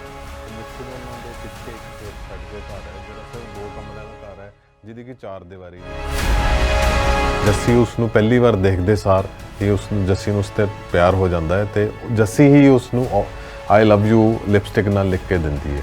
ਇਹ ਉਹ ਕਈ ਵਾਰੀ ਦੁਹਰਾਉਂਦੀ ਹੈ ਇਹ ਵਾਲੀ ਗੱਲ। ਜੱਸੀ ਨੂੰ ਪੰਜਾਬੀ ਨਹੀਂ ਸੀ ਆਉਂਦੀ, ਪੰਜਾਬੀ ਉਹ ਸਮਝਦੀ ਸੀ ਪਰ ਉਹਨੂੰ ਉਹਦਾ ਨਾਲ ਲਿਖਣੇ ਨਹੀਂ ਸੀ ਆਉਂਦੇ। ਉਹਨੇ ਤੇ ਮਿੱਠੂ ਨੂੰ ਇੰਗਲਿਸ਼ ਨਹੀਂ ਸੀ ਆਉਂਦੀ। ਉਹਨੇ ਮਿੱਠੂ ਲਈ ਪੰਜਾਬੀ ਸੀ। ਤੁਹਾਨੂੰ ਪ੍ਰੈਸ਼ਰ ਪਏ, ਤੁਹਾਨੂੰ ਕਿਹਾ ਗਿਆ ਉਹ ਵੀ ਪੁਲਿਸ ਵਿੱਚ ਇਨਵੋਲਵ ਸੀ, ਇਹ 'ਚ ਵੱਡੇ ਅਮੀਰ ਲੋਕ ਇਨਵੋਲਵ ਸੀਗੇ। ਇੰਸਪੈਕਟਰ ਸਵਰਨਜੀਤ ਸੀਗੇ ਜਿਹੜੇ ਲੀਡ ਡਿਟੈਕਟਿਵ ਸੀਗੇ, ਉਹਨਾਂ ਨੂੰ ਵੀ ਕਰੋੜ ਰੁਪਏ ਤੋਂ ਉੱਪਰ ਦੀ ਆਫਰ ਕੀਤੀ ਗਈ। ਮੈਨੂੰ ਕਿਸੇ ਪਰਿਵਾਰ ਨੇ ਡਾਇਰੈਕਟ ਤਾਂ ਥ੍ਰੈਟ ਨਹੀਂ ਦਿੱਤੇ, ਪਰ ਮੈਨੂੰ ਇਨਡਾਇਰੈਕਟ ਸਜੈਸ਼ਨਸ ਤੇ ਐਡਵਾਈਸ ਜ਼ਰੂਰ ਆਉਂਦੀ ਰਹੀ ਕਿ ਮੈਂ ਇਸ ਕੇਸ ਤੋਂ ਦੂਰ ਰਹਾਂ। ਇਹ ਕੇਸ ਮੇਰੇ ਲਈ ਖਬਰ ਨਹੀਂ ਸੀਗਾ, ਇਹ ਮੇਰੇ ਲਈ ਜ਼ਿੰਮੇਵਾਰੀ ਬਣ ਚੁੱਕਾ ਸੀ, ਰਿਸਪੌਂਸਿਬਿਲਿਟੀ ਸੀਗੀ। ਉਹ ਹਜੇ ਵੀ ਹੈ ਤੇ ਉਹ ਰਹੇਗੀ। ਇਹ ਪੰਜਾਬੀ 'ਚ ਵੀ ਹੁਣ ਤੁਸੀਂ ਕਰਵਾਉਣ ਜਾ ਰਹੇ ਹੋ? ਕਦੋਂ ਪੰਜਾਬੀ 'ਚ ਕਰਵਾ ਰਹੇ ਹੋ? ਪੰਜਾਬੀ ਜੀ ਇਸ ਸਾਲ ਦੇ ਐਂਡ ਤੱਕ ਕਿਤਾਬ ਆ ਜਾਏਗੀ ਤੇ ਅਸੀਂ ਚਾਹੁੰਦੇ ਹਾਂ ਕਿ ਜਿਹੜੇ ਸਾਡੇ ਪੰਜਾਬੀ ਰੀਡਰਸ ਨੇ ਉਹਨਾਂ ਤੱਕ ਇਹ ਗੱਲ ਪਹੁੰਚੇ। ਇੰਨੀ ਜ਼ਿਆਦਾ ਹਾਰਡ ਹਿੱਟਿੰਗ ਸੀ ਜਦੋਂ ਇਹਨਾਂ ਨੇ ਮੈਨੂੰ ਦੱਸਿਆ ਤੇ ਮੈਂ ਕਿਹਾ ਜੀ ਕਿ ਇਹ ਕਿਤਾਬ ਹੋਰ ਕੋਈ ਨਹੀਂ ਛਾਪੇਗਾ, ਮੈਂ ਹੀ ਛਾਪਾਂਗਾ। ਔਰ ਬਹੁਤ ਇੱਕ ਵਾਰ ਜਦੋਂ ਪੜ੍ਹ ਲੈਂਦਾ ਨਾ ਬੰਦਾ, ਤਾਂ ਮੈਂ ਤਾਂ ਫਸਟ ਟਾਈਮ ਕੰਪਲੀਟ ਵੀ ਨਹੀਂ ਕਰ ਸਕਿਆ ਸੀ, ਇੰਨੀ ਜ਼ਿਆਦਾ ਓਵਰ ਇਮੋਸ਼ਨਲ ਹੋ ਜਾਂਦਾ ਬੰਦਾ। ਜਦੋਂ ਕਹਾਣੀਆਂ ਦੇ ਤੁਸੀਂ ਨਾਲ ਚੱਲਦੇ ਹੋ ਤਾਂ ਕਹਾਣੀਆਂ ਤੁਹਾਨੂੰ ਤੰਗ ਵੀ ਕਰਦੀਆਂ ਨੇ, ਕਹਾਣੀਆਂ ਤੁਹਾਨੂੰ ਪ੍ਰਭਾਵਿਤ ਵੀ ਕਰਦੀਆਂ ਨੇ, ਕਹਾਣੀਆਂ ਨਾਲ ਤੁਸੀਂ ਜੁੜਦੇ ਵੀ ਹੋ। ਕਹਿੰਦੇ ਜਦੋਂ ਬੰਦਾ ਲਿਖਦਾ ਤਾਂ ਉਹ ਕਹਾਣੀ ਤੋਂ ਮੁਕਤ ਵੀ ਹੁੰਦਾ ਗਾ। ਕਈ ਵਾਰ ਲਿਖਣਾ ਇੱਕ ਮੁਕਤੀ ਵੀ ਹੁੰਦੀ ਹੈ ਜੀ, ਇਹ ਲਿਖਣ ਬਾਰੇ ਕਿਹਾ ਜਾਂਦਾ ਕਿ ਰਾਈਟਿੰਗ ਨੇ ਜਿਹੜੀਆਂ ਉਹ ਮੁਕਤੀ ਹੁੰਦੀਆਂ ਨੇ ਕਿਸੇ ਚੀਜ਼ ਤੋਂ। ਤੁਸੀਂ ਇਹ ਲਿਖ ਕੇ ਮੁਕਤ ਹੋਏ ਹੋ ਜਾਂ ਤੁਹਾਨੂੰ ਲੱਗਦਾ ਤਾਂ ਇੰਨੀ ਗਹਿਰੀ ਜੁੜ ਗਈ ਤੁਹਾਡੇ ਨਾਲ, ਕਦੇ ਇਹ ਤੋਂ ਮੁਕਤੀ ਨਹੀਂ ਹੋ ਸਕਦੀ? ਇੱਕ ਗੱਲ ਹੋਰ ਕਹੀ ਜਾਂਦੀ ਹੈ ਕਿ ਪੱਤਰਕਾਰ ਬਾਰੇ, ਕਿ ਪੱਤਰਕਾਰੀ ਬੰਦੇ ਦਾ ਸਾਹਿਤਕਾਰ ਮਾਰ ਦਿੰਦੀ ਆ। ਉਹਦੇ ਅੰਦਰ ਕੋਈ ਅਗਰ ਲਿਟਰੇਰੀ ਬੰਦਾ ਹੈਗਾ ਉਹਨੂੰ ਮਾਰ ਦਿੰਦੀ ਆ ਉਹ। ਤਾਂ ਤੁਸੀਂ ਆਪਣਾ ਜਿਹੜਾ ਲਿਟਰੇਰੀ ਬੰਦਾ ਕਿਵੇਂ ਬਚਾ ਕੇ ਰੱਖਿਆ ਹੈਗਾ, ਜਿਹੜਾ ਤੁਹਾਡੇ ਅੰਦਰ ਇਹ ਬਚੀ ਹੋਈ ਗੱਲ ਸੀਗੀ ਕਿ ਤੁਸੀਂ ਜਰਨਲਿਸਟ ਵੀ ਹੋ, ਤੁਸੀਂ ਲਿਟਰੇਚਰ ਨਾਲ? ਇਹ ਨਹੀਂ ਹੈਗਾ ਕਿ ਮੈਂ ਬਹੁਤ ਜ਼ਿਆਦਾ ਲਿਟਰੇਚਰ ਪੜ੍ਹਿਆ ਹੋਇਆ ਹੈ, ਜੋ ਕੋਰਸ 'ਚ ਮਿਲਿਆ ਉਹ ਪੜ੍ਹ ਲਿਆ, ਪਰ ਮੇਰੀ ਕੋਸ਼ਿਸ਼ ਨੇ ਮੇਰੇ ਕੋਲ ਹਮੇਸ਼ਾ ਕੋਈ ਨਾ ਕੋਈ ਕਿਤਾਬ ਜ਼ਰੂਰ ਹੋਏਗੀ। ਸਭ ਤੋਂ ਵਧੀਆ ਜਿਹੜਾ ਕੋਟ ਹੈਗਾ ਰਸੂਲ ਹਮਜ਼ਾ ਤੋਬ ਦਾ ਇਹੀ ਹੈਗਾ ਕਿ ਜਦੋਂ ਬੰਦਾ ਮਰ ਰਿਹਾ ਹੁੰਦਾ ਤਾਂ ਪਾਣੀ ਆਪਦੀ ਮਾਂ ਬੋਲੀ 'ਚ ਮੰਗਦਾ ਹੈਗਾ। ਇਸ ਕਰਕੇ ਤੁਸੀਂ ਮਾਂ ਬੋਲੀ 'ਚ ਕਿਤਾਬਾਂ ਲੈ ਕੇ ਆਏ। ਵਿਕਟਮ ਨੂੰ ਬਲੇਮ ਕਰਨ ਦੀ ਥਿਊਰੀ ਸਦੀਆਂ ਪੁਰਾਣੀ ਹੈ, ਜਾਨੀ ਪੀੜਤ ਨੂੰ ਹੀ ਦੋਸ਼ੀ ਬਣਾ ਦਿਓ। ਉਹ ਪੀੜਤ ਨੇ ਇਸ਼ਕ ਚਾਹੇ ਵਿਅਕਤੀਗਤ ਕੀਤਾ ਹੋਵੇ, ਸਮਾਜਿਕ ਕੀਤਾ ਹੋਵੇ ਜਾਂ ਫਿਰ ਅਧਿਆਤਮਿਕ ਕੀਤਾ ਹੋਵੇ, ਹਮੇਸ਼ਾ ਵੱਡੇ ਵੱਡੇ ਲੋਕ ਇਸ ਕਰਕੇ ਸੂਲੀਆਂ ਤੇ ਚੜ੍ਹਦੇ ਰਹੇ ਜਾਂ ਆਪਣੀਆਂ ਜਾਨਾਂ ਗਵਾਉਂਦੇ ਰਹੇ ਕਿ ਉਹਨਾਂ ਨੇ ਕਿਸੇ ਚੀਜ਼ ਨਾਲ ਪਿਆਰ ਕੀਤਾ। ਪਿੱਛੇ ਜੇ ਕਿਤਾਬ ਆਈ ਹੈਗੀ, ਇਹ ਕਿਤਾਬ ਦੀ ਕਾਫੀ ਚਰਚਾ ਹੋ ਰਹੀ ਹੈ। ਕਿਤਾਬ ਦਾ ਨਾਮ ਬੁਚਰਡ ਫਾਰ ਲਵ। ਜਪਿੰਦਰਜੀਤ ਸਿੰਘ ਮੰਨੇ ਪ੍ਰਮੰਨੇ ਪੱਤਰਕਾਰ ਨੇ, ਦਾ ਟ੍ਰਿਬਿਊਨ ਦੇ ਲੰਬੇ ਸਮੇਂ ਤੋਂ ਕ੍ਰਾਈਮ ਦੀ ਰਿਪੋਰਟਿੰਗ, ਹੋਰ ਬਹੁਤ ਸਾਰੀਆਂ ਵਿਧਾਵਾਂ ਤੇ ਰਿਪੋਰਟਿੰਗ ਕਰਦੇ ਰਹੇ ਨੇ। ਔਰ ਇਸ ਕਿਤਾਬ ਨੂੰ ਜਿਹੜਾ ਛਾਪਿਆ ਉਹ ਫਰਨ ਟਰੀ ਨਾਂ ਦੇ ਪਬਲਿਸ਼ਿੰਗ ਹਾਊਸ ਨੇ ਛਾਪਿਆ। ਖਾਸ ਤੌਰ ਦੇ ਉੱਤੇ ਚਾਂਦਪੁਰੀ ਸਾਹਿਬ ਦਾ ਜਦੋਂ ਆਪਾਂ ਨਾਂ ਲੈਂਦੇ ਹਾਂ ਤਾਂ ਮਾਣ ਨਾਲ ਸੀਨਾ ਚੌੜਾ ਪੰਜਾਬ ਦਾ ਹੋ ਜਾਂਦਾ। ਬਾਰਡਰ ਫਿਲਮ ਬਣੀ ਉਹਨਾਂ ਤੇ, ਉਹਨਾਂ ਦੇ ਬੇਟੇ ਹਰਦੀਪ ਸਿੰਘ ਚਾਂਦਪੁਰੀ ਨੇ ਜਿਹੜੇ ਉਹ ਇਸ ਕਿਤਾਬ ਨੂੰ ਪਬਲਿਸ਼ ਕਰਦੇ ਨੇ। ਗੱਲਬਾਤ ਕਰਾਂਗੇ ਜੱਸੀ ਤੇ ਮਿੱਠੂ। ਜੱਸੀ ਇੱਕ ਕੈਨੇਡੀਅਨ ਕੁੜੀ ਜਿਹਦਾ ਇਸ਼ਕ ਹੋ ਜਾਂਦਾ ਹੈ ਪੰਜਾਬ ਦੇ ਇੱਕ ਨੌਜਵਾਨ ਦੇ ਨਾਲ। ਉਸ ਤੋਂ ਬਾਅਦ ਉਹ ਪਰਿਵਾਰ ਆ ਜਿਹੜਾ ਕੈਨੇਡਾ ਵਾਲਾ, ਉਹ ਨਹੀਂ ਚਾਹੁੰਦਾ ਕਿ ਇਹ ਪ੍ਰਵਾਨ ਚੜ੍ਹੇ। ਉਸ ਤੋਂ ਬਾਅਦ ਜੱਸੀ ਦਾ ਕਤਲ ਹੁੰਦਾ ਹੈ, ਮਿੱਠੂ ਜੇਲ੍ਹ ਜਾਂਦਾ ਹੈ, ਪੂਰੀ ਕਹਾਣੀ ਹੈ। ਇਹ ਕਿਤਾਬ ਅੰਗਰੇਜ਼ੀ 'ਚ ਵੀ ਹੈ ਅਤੇ ਪੰਜਾਬੀ 'ਚ ਵੀ ਬੜੀ ਜਲਦੀ ਆ ਰਹੀ ਹੈ। ਜਿਹੜੇ ਪੰਜਾਬੀ ਪਾਠਕ ਪੜ੍ਹਨਾ ਚਾਹੁਣ, ਸਾਡੇ ਨਾਲ ਜਪਿੰਦਰਜੀਤ ਸਿੰਘ ਨੇ ਤੇ ਹਰਦੀਪ ਜੀ ਨੇ। ਸਵਾਗਤ ਹੈ ਜੀ, ਬਹੁਤ ਬਹੁਤ ਤੁਹਾਡਾ ਪ੍ਰੋ ਪੰਜਾਬ TV ਦਾ। Thank you. ਸਭ ਤੋਂ ਪਹਿਲਾ ਸਵਾਲ ਮੇਰਾ ਇਹੀ, ਐਜ਼ ਅ ਜਰਨਲਿਸਟ, ਕਿਉਂਕਿ ਆਪਾਂ ਜਦੋਂ ਜਾਂਦੇ ਹਾਂ ਘਟਨਾਵਾਂ, ਆਪਣੇ ਸਾਹਮਣੇ ਹਜ਼ਾਰਾਂ ਹੀ ਘਟਨਾਵਾਂ ਹੁੰਦੀਆਂ ਨੇ। ਇੰਨੇ ਲੰਬੇ ਸਮੇਂ ਤੋਂ ਤੁਸੀਂ ਹੋ, ਮੈਂ ਵੀ ਕਿੰਨੇ ਲੰਬੇ ਸਮੇਂ ਤੋਂ ਇਸ ਫੀਲਡ ਦੇ ਅੰਦਰ ਹਾਂ, ਪਰ ਆਪਾਂ ਨੂੰ ਕੋਈ ਇੱਕ ਘਟਨਾ ਜਿਹੜੀ ਬਹੁਤ ਕਈ ਵਾਰ ਝੰਜੋੜ ਦਿੰਦੀ ਹੈਗੀ। ਜੇ ਮੈਂ ਕਿਤਾਬ 'ਚ ਦੇਖਿਆ ਤੁਹਾਡਾ, ਤੁਸੀਂ ਕਿਹਾ ਮੈਂ ਰੋਇਆ, ਤਾਂ ਕਿ ਇਹ ਘਟਨਾ ਤੁਹਾਨੂੰ ਕਿਉਂ ਲੱਗਾ ਕਿ ਹਾਂ ਇਹ ਕਿਤਾਬ ਦੇ ਰੂਪ ਤੱਕ ਆਪੇ ਹੀ ਆ ਗਈ? ਇਹ ਬੜਾ ਸਹਿਜ ਸੀ ਜਾਂ ਤੁਹਾਡੇ ਦਿਮਾਗ ਸੀਗਾ ਜਦੋਂ ਪਹਿਲੇ ਦਿਨ ਇਹ ਘਟਨਾ ਵਾਪਰੀ, ਜਦੋਂ ਇਹ ਚੱਲ ਰਿਹਾ ਸੀ? ਔਰ ਇਹ ਕਿਵੇਂ ਕਹਾਣੀ ਸ਼ੁਰੂ ਹੁੰਦੀ ਹੈ? ਹਾਂਜੀ, ਬਿਲਕੁਲ ਤੁਸੀਂ ਸਹੀ ਕਿਹਾ ਹੈਗਾ। ਜਰਨਲਿਜ਼ਮ ਦੇ ਵਿੱਚ ਆਪਾਂ ਬਹੁਤ ਸਾਰੀਆਂ ਕਹਾਣੀਆਂ ਦੇਖਦੇ ਹਾਂ, ਆਲਮੋਸਟ ਡੇਲੀ ਆਪਾਂ ਖਬਰਾਂ ਲਿਖਦੇ ਹਾਂ, ਅਤੇ ਪਰ ਕੁਝ ਖਬਰਾਂ ਹੁੰਦੀਆਂ ਨੇ, ਕੁਝ ਕਹਾਣੀਆਂ ਹੁੰਦੀਆਂ ਨੇ, ਕੁਝ ਕੈਰੈਕਟਰ ਇੱਦਾਂ ਦੇ ਹੁੰਦੇ ਨੇ ਜਿਹੜੇ ਤੁਹਾਡੇ ਅੰਦਰ ਸਮਾ ਜਾਂਦੇ ਨੇ। ਮਿੱਠੂ ਨੂੰ ਮੈਂ ਹੁਣ 22 ਸਾਲ ਤੋਂ ਜਾਣਦਾ, ਅਤੇ ਮੈਂ ਜਦੋਂ ਵੀ ਉਹਦੇ ਨਾਲ ਗੱਲ ਕੀਤੀ ਹੈ, ਜਦੋਂ ਵੀ ਉਹਦੀ ਇੰਟਰਵਿਊ ਕੀਤੀ ਹੈ, ਮੈਂ ਕਈ ਵਾਰੀ ਕਰ ਚੁੱਕਾ। 100 ਤੋਂ ਉੱਪਰ ਮੈਂ ਇਸ ਲਵ ਸਟੋਰੀ ਅਤੇ ਇਸ ਮਰਡਰ ਕੇਸ 'ਤੇ 100 ਤੋਂ ਉੱਪਰ ਮੈਂ ਖਬਰਾਂ ਕਰ ਚੁੱਕਾ ਹੈਗਾ, ਅਤੇ ਹਰ ਵਾਰੀ ਮੇਰਾ ਮਨ ਭਰ ਆਉਂਦਾ ਉਸ ਦੀ ਹਾਲਤ ਦੇਖ ਕੇ, ਜਿਸ ਦਾ ਦੋਸ਼ ਸਿਰਫ ਇਹੀ ਸੀ ਕਿ ਉਹਨੇ ਕੁੜੀ ਨਾਲ ਪਿਆਰ ਕੀਤਾ ਅਤੇ ਉਹਨੇ ਨਿਭਾਇਆ। ਉਹਨੇ ਕੁੜੀ ਨੂੰ ਕੋਈ ਕੈਨੇਡਾ ਜਾਣ ਦੇ ਲਈ ਯੂਜ਼ ਨਹੀਂ ਕੀਤਾ, ਉਹਨੇ ਉਹਦੇ ਨਾਲ ਵਿਆਹ ਕਰਵਾਇਆ ਅਤੇ ਉਸਨੇ ਕੁੜੀ ਦੇ ਨਾਲ ਬਿਲਕੁਲ ਇੱਜ਼ਤ ਮਾਨ ਦੇ ਨਾਲ ਉਹ ਰਿਹਾ, ਅਤੇ ਉਸ ਤੋਂ ਬਾਅਦ ਉਹ ਹਜੇ ਤੱਕ ਸਫ਼ਰ ਕਰ ਰਿਹਾ। ਜਦੋਂ ਆਪਾਂ ਐਜ਼ ਅ ਜਰਨਲਿਸਟ ਕਹਾਣੀਆਂ ਦੇਖਦੇ ਹੈਗੇ ਹਾਂ, ਕਰਦੇ ਹਾਂ, ਤਾਂ ਆਪਾਂ ਨੂੰ ਹੁੰਦਾ ਯਾਰ ਮੇਰੀ ਫਰੰਟ ਪੇਜ 'ਤੇ ਛਪ ਜੇ, ਮੇਰਾ ਨਾਂ ਲਾ ਜੇ। ਹਾਂਜੀ, ਥੋੜ੍ਹਾ ਹੁੰਦਾ ਵੀ ਮੈਂ ਸਿਸਟਮ 'ਤੇ ਸਵਾਲ ਵੀ ਉਠਾਵਾਂ, ਜੋ ਜਰਨਲਿਸਟ ਦਾ ਪਹਿਲਾ ਕੁਐਸਚਨ ਹੈਗਾ। ਜਿਹੜੇ ਪੀੜਿਤ ਹੈਗੇ ਬੰਦੇ, ਉਹਨਾਂ ਦੇ ਨਾਲ ਪੱਤਰਕਾਰਾਂ ਨੂੰ ਖੜਨਾ ਪੈਂਦਾ, ਮੀਡੀਆ ਨੂੰ ਖੜਨਾ ਪੈਂਦਾ, ਕਿਉਂਕਿ ਹੋਰ ਕੋਈ ਸਰਕਾਰ ਦਾ ਪਿਲਰ ਉਹਨਾਂ ਦੇ ਨਾਲ ਨਹੀਂ ਖੜਦਾ ਹੈਗਾ। ਪਰ ਕੁਝ ਕੇਸ ਇੱਦਾਂ ਦੇ ਹੁੰਦੇ ਹੈ ਜੋ ਸਮੇਂ ਦੇ ਨਾਲ ਨਾਲ ਨਾ ਤੁਹਾਡੇ ਲਈ ਸਿਰਫ ਇੱਕ ਨਿਊਜ਼ ਸਟੋਰੀ ਨਹੀਂ ਰਹਿ ਜਾਂਦੇ, ਇੱਕ ਖਬਰ ਨਹੀਂ ਰਹਿ ਜਾਂਦੇ, ਉਹ ਤੁਹਾਡੀ ਜ਼ਿੰਮੇਵਾਰੀ ਬਣ ਜਾਂਦੇ ਹੈ। ਸੋ ਜੱਸੀ ਕੇਸ ਮੇਰੇ ਲਈ ਇੱਕ ਜ਼ਿੰਮੇਵਾਰੀ ਬਣ ਗਿਆ ਕਿ ਮੈਂ ਇਸ ਨੂੰ ਉਦੋਂ ਤੱਕ ਚਲਾਉਂਦਾ ਰਹਾਂਗਾ ਜਦੋਂ ਤੱਕ ਕਿ ਇਸ ਕੇਸ ਵਿੱਚ ਨਿਆਂ ਨਹੀਂ ਮਿਲਦਾ ਹੈਗਾ। ਸੋ ਖਬਰ ਤੋਂ ਸ਼ੁਰੂ ਹੋਇਆ ਸੀਗਾ, ਪਰ ਹੌਲੀ ਹੌਲੀ ਕਿਤਾਬ ਦਾ ਰੂਪ ਲੈਂਦਾ ਗਿਆ, ਜਿਵੇਂ ਜਿਵੇਂ ਥੋੜਾ ਮੈਨੂੰ ਵੀ ਐਕਸਪੀਰੀਅੰਸ ਹੁੰਦਾ ਰਿਹਾ ਕਿ ਮਿੱਠੂ ਅਤੇ ਜੱਸੀ ਨੂੰ ਜੇ ਜਸਟਿਸ ਚਾਹੀਦਾ ਹੈਗਾ ਤਾਂ ਇਹ ਇਕੱਲੇ ਅਖਬਾਰ ਦੇ ਵਿੱਚ ਰਹਿ ਕੇ ਉਹਨਾਂ ਨੂੰ ਜਸਟਿਸ ਨਹੀਂ ਮਿਲ ਸਕਦਾ। ਮੈਨੂੰ ਇਹਨੂੰ ਹੋਰ ਵੱਡੇ ਪਲੇਟਫਾਰਮ ਤੇ ਪਹਿਲਾ ਲੈ ਕੇ ਦਿਨ ਉਹ ਕਿਹੜਾ ਸੀ, ਪਹਿਲੀ ਘਟਨਾ ਕਿਹੜੀ ਸੀ ਜਦੋਂ ਇਹ ਸਾਰਾ ਹੋ ਜਾਂਦਾ? ਤੁਸੀਂ ਪਹਿਲੇ ਦਿਨ ਰਿਪੋਰਟ ਕਰਦੇ ਹੋ ਜਦੋਂ ਜਾ ਕੇ, ਕੀ ਮਾਹੌਲ ਸੀ, ਕੀ ਮੰਜ਼ਰ ਸੀਗਾ, ਜਾਂ ਜਦੋਂ ਤੁਹਾਨੂੰ ਸਾਰਾ ਪਤਾ ਲੱਗਦਾਗਾ ਕਿ ਯਾਰ ਇਹ ਹੋਇਆਗਾ ਤੇ ਇਹਨੂੰ ਦਬਾਇਆ ਜਾ ਰਿਹਾ ਹੈਗਾ? ਹਾਂਜੀ, ਜਦੋਂ ਮੈਂ ਲੁਧਿਆਣੇ ਮੇਰੀ ਪੋਸਟਿੰਗ ਹੋਈ ਸੀ ਉਦੋਂ ਇਹ ਮਰਡਰ ਹੋ ਚੁੱਕਾ ਸੀਗਾ ਤੇ ਉਸ ਤੋਂ ਬਾਅਦ ਮੈਂ ਇਸ ਨੂੰ ਫੋਲੋ ਕਰਦਾ ਰਿਹਾ ਐਂਡ ਮੈਂ ਇਸ ਨੂੰ ਮਿੱਠੂ ਨੂੰ ਮਿਲਦਾ ਰਿਹਾ। ਜਿਵੇਂ ਹੀ ਮਤਲਬ ਮਰਡਰ 8 ਜੂਨ 2000 ਨੂੰ ਹੁੰਦਾ ਹੈ ਤੇ ਮੇਰੀ ਜੂਨ ਵਿੱਚ ਹੀ ਉੱਥੇ ਪੋਸਟਿੰਗ ਹੁੰਦੀ ਹੈ ਤੇ ਮਿੱਠੂ ਦੇ ਨੂੰ ਜਿਵੇਂ ਜਿਵੇਂ ਉਸ ਨੂੰ ਹੋਸ਼ ਆਉਂਦਾ ਰਿਹਾ, ਉਹ ਪੁਲਿਸ ਨੂੰ ਦੱਸਦਾ ਰਿਹਾ, ਉਵੇਂ ਉਵੇਂ ਮੈਂ ਉਸ ਨੂੰ ਮਿਲਦਾ ਰਿਹਾ ਹੈਗਾ ਉਸ ਟਾਈਮ। ਪਰ ਮੇਰੀ ਮਿੱਠੂ ਨਾਲ ਜ਼ਿਆਦਾ ਮੁਲਾਕਾਤ 2002-2003 ਤੋਂ ਬਾਅਦ ਹੋਣੀ ਸ਼ੁਰੂ ਹੋਈ ਸੀਗੀ। ਉਦੋਂ ਮੇਰੇ ਮਨ 'ਚ ਵਿਚਾਰ ਆ ਗਿਆ ਸੀ ਕਿ ਮੈਂ ਇਸ 'ਤੇ ਕਿਤਾਬ ਲਿਖਾਂਗਾ। ਸੋ ਜੋ ਹੌਲੀ ਇਸ ਦੇ ਵਿੱਚ ਇਹ ਕੁਝ ਚੱਲਦਾ ਰਿਹਾ। ਮਿੱਠੂ ਨੂੰ ਜਦੋਂ ਸ਼ੁਰੂਆਤ ਦੇ ਵਿੱਚ ਤਾਂ ਉਸਦੀ ਯਾਦਾਸ਼ਤ ਬੜੀ ਕਮਜ਼ੋਰ ਸੀਗੀ, ਉਸਨੂੰ ਬਹੁਤ ਘੱਟ ਗੱਲਾਂ ਯਾਦ ਰਹਿੰਦੀਆਂ ਸੀਗੀਆਂ, ਉਸਦੇ ਬਹੁਤ ਜ਼ਿਆਦਾ ਸੱਟਾਂ ਲੱਗੀਆਂ ਹੋਈਆਂ ਸੀ, ਉਸਦੇ ਸਿਰ ਤੇ 21 ਟਾਂਕੇ ਲੱਗੇ ਹੋਏ ਸੀਗੇ, ਉਹਨੂੰ ਬੁਰੀ ਤਰ੍ਹਾਂ ਕੱਟਿਆ ਵੱਢਿਆ ਗਿਆ ਸੀਗਾ, ਈਵਨ ਉਹਦੇ ਰਿੰਗ ਫਿੰਗਰ ਨੂੰ ਕੱਟ ਦਿੱਤਾ ਗਿਆ ਸੀਗਾ। ਸੋ ਉਹ ਇੱਕ ਜ਼ਿੰਦਾ ਲਾਸ਼ ਦੀ ਤਰ੍ਹਾਂ ਸੀਗਾ। ਹੌਲੀ ਹੌਲੀ ਉਹ ਥੋੜ੍ਹਾ ਜਿਵੇਂ ਜਿਵੇਂ ਉਹਦਾ ਸੰਤੁਲਨ ਠੀਕ ਹੁੰਦਾ ਜਾਂਦਾ ਸੀ ਉਵੇਂ ਹੀ ਉਸ 'ਤੇ ਨਵੇਂ ਕੇਸ ਪੈਂਦੇ ਰਹੇ। ਹੁਣ ਇਸ ਵਕਤ ਵੀ ਮਿੱਠੂ ਜੇਲ੍ਹ 'ਚ ਹੈ, ਉਸਦਾ 7ਵਾਂ ਕੇਸ ਉਸ 'ਤੇ ਪਿਆ ਹੋਇਆ ਹੈ। ਪਹਿਲੇ 6 ਕੇਸਾਂ ਦੇ ਵਿੱਚ ਉਹ ਬਾਇਜ਼ਤ ਬਰੀ ਹੋ ਚੁੱਕਾ ਹੈ। ਜਿਹੜਾ ਕੈਪਟਨ ਅਮਰਿੰਦਰ ਸਰਕਾਰ ਦੇ ਵਿੱਚ commission to inquire into false police cases ਬਣਿਆ ਸੀਗਾ, ਉਸਨੇ ਮਿੱਠੂ ਨੂੰ 6 ਕੇਸਾਂ ਦੇ ਵਿੱਚ ਕੰਪਨਸੇਸ਼ਨ ਅਨਾਉਂਸ ਕੀਤਾ। ਜਸਟਿਸ ਮਹਿਤਾਬ ਸਿੰਘ ਗਿੱਲ ਅਤੇ ਜਸਟਿਸ ਮਹਿੰਦੀ ਰੱਤਾ। ਜਸਟਿਸ ਮਹਿੰਦੀ ਰੱਤਾ ਨੇ ਐਕਚੁਅਲੀ ਉਹ ਵੀ ਪਹਿਲੇ ਦਿਨੋਂ ਇਸ ਕੇਸ ਨਾਲ ਜੁੜੇ ਹੋਏ, ਉਹਨਾਂ ਨੇ ਹੀ ਮਿੱਠੂ ਨੂੰ ਸਭ ਤੋਂ ਪਹਿਲੇ ਕੇਸ 'ਚ ਬਰੀ ਕੀਤਾ ਸੀ, ਜਿਹੜਾ ਉਸ 'ਤੇ ਇਲਜ਼ਾਮ ਲੱਗਿਆ ਸੀ ਕਿ ਜੱਸੀ ਨੂੰ ਉਹਨੇ ਕਿਡਨੈਪ ਕਰਕੇ ਵਰਗਲਾ ਕੇ ਵਿਆਹ ਕਰਵਾ ਲਿਆ। ਸੋ 6 ਕੇਸ ਉਹਦੇ ਉੱਤੇ ਝੂਠੇ ਸਾਬਿਤ ਹੋ ਚੁੱਕੇ, ਹਜੇ ਵੀ ਉਹ 7ਵੇਂ ਕੇਸ 'ਚ ਅੰਦਰ ਹੈ।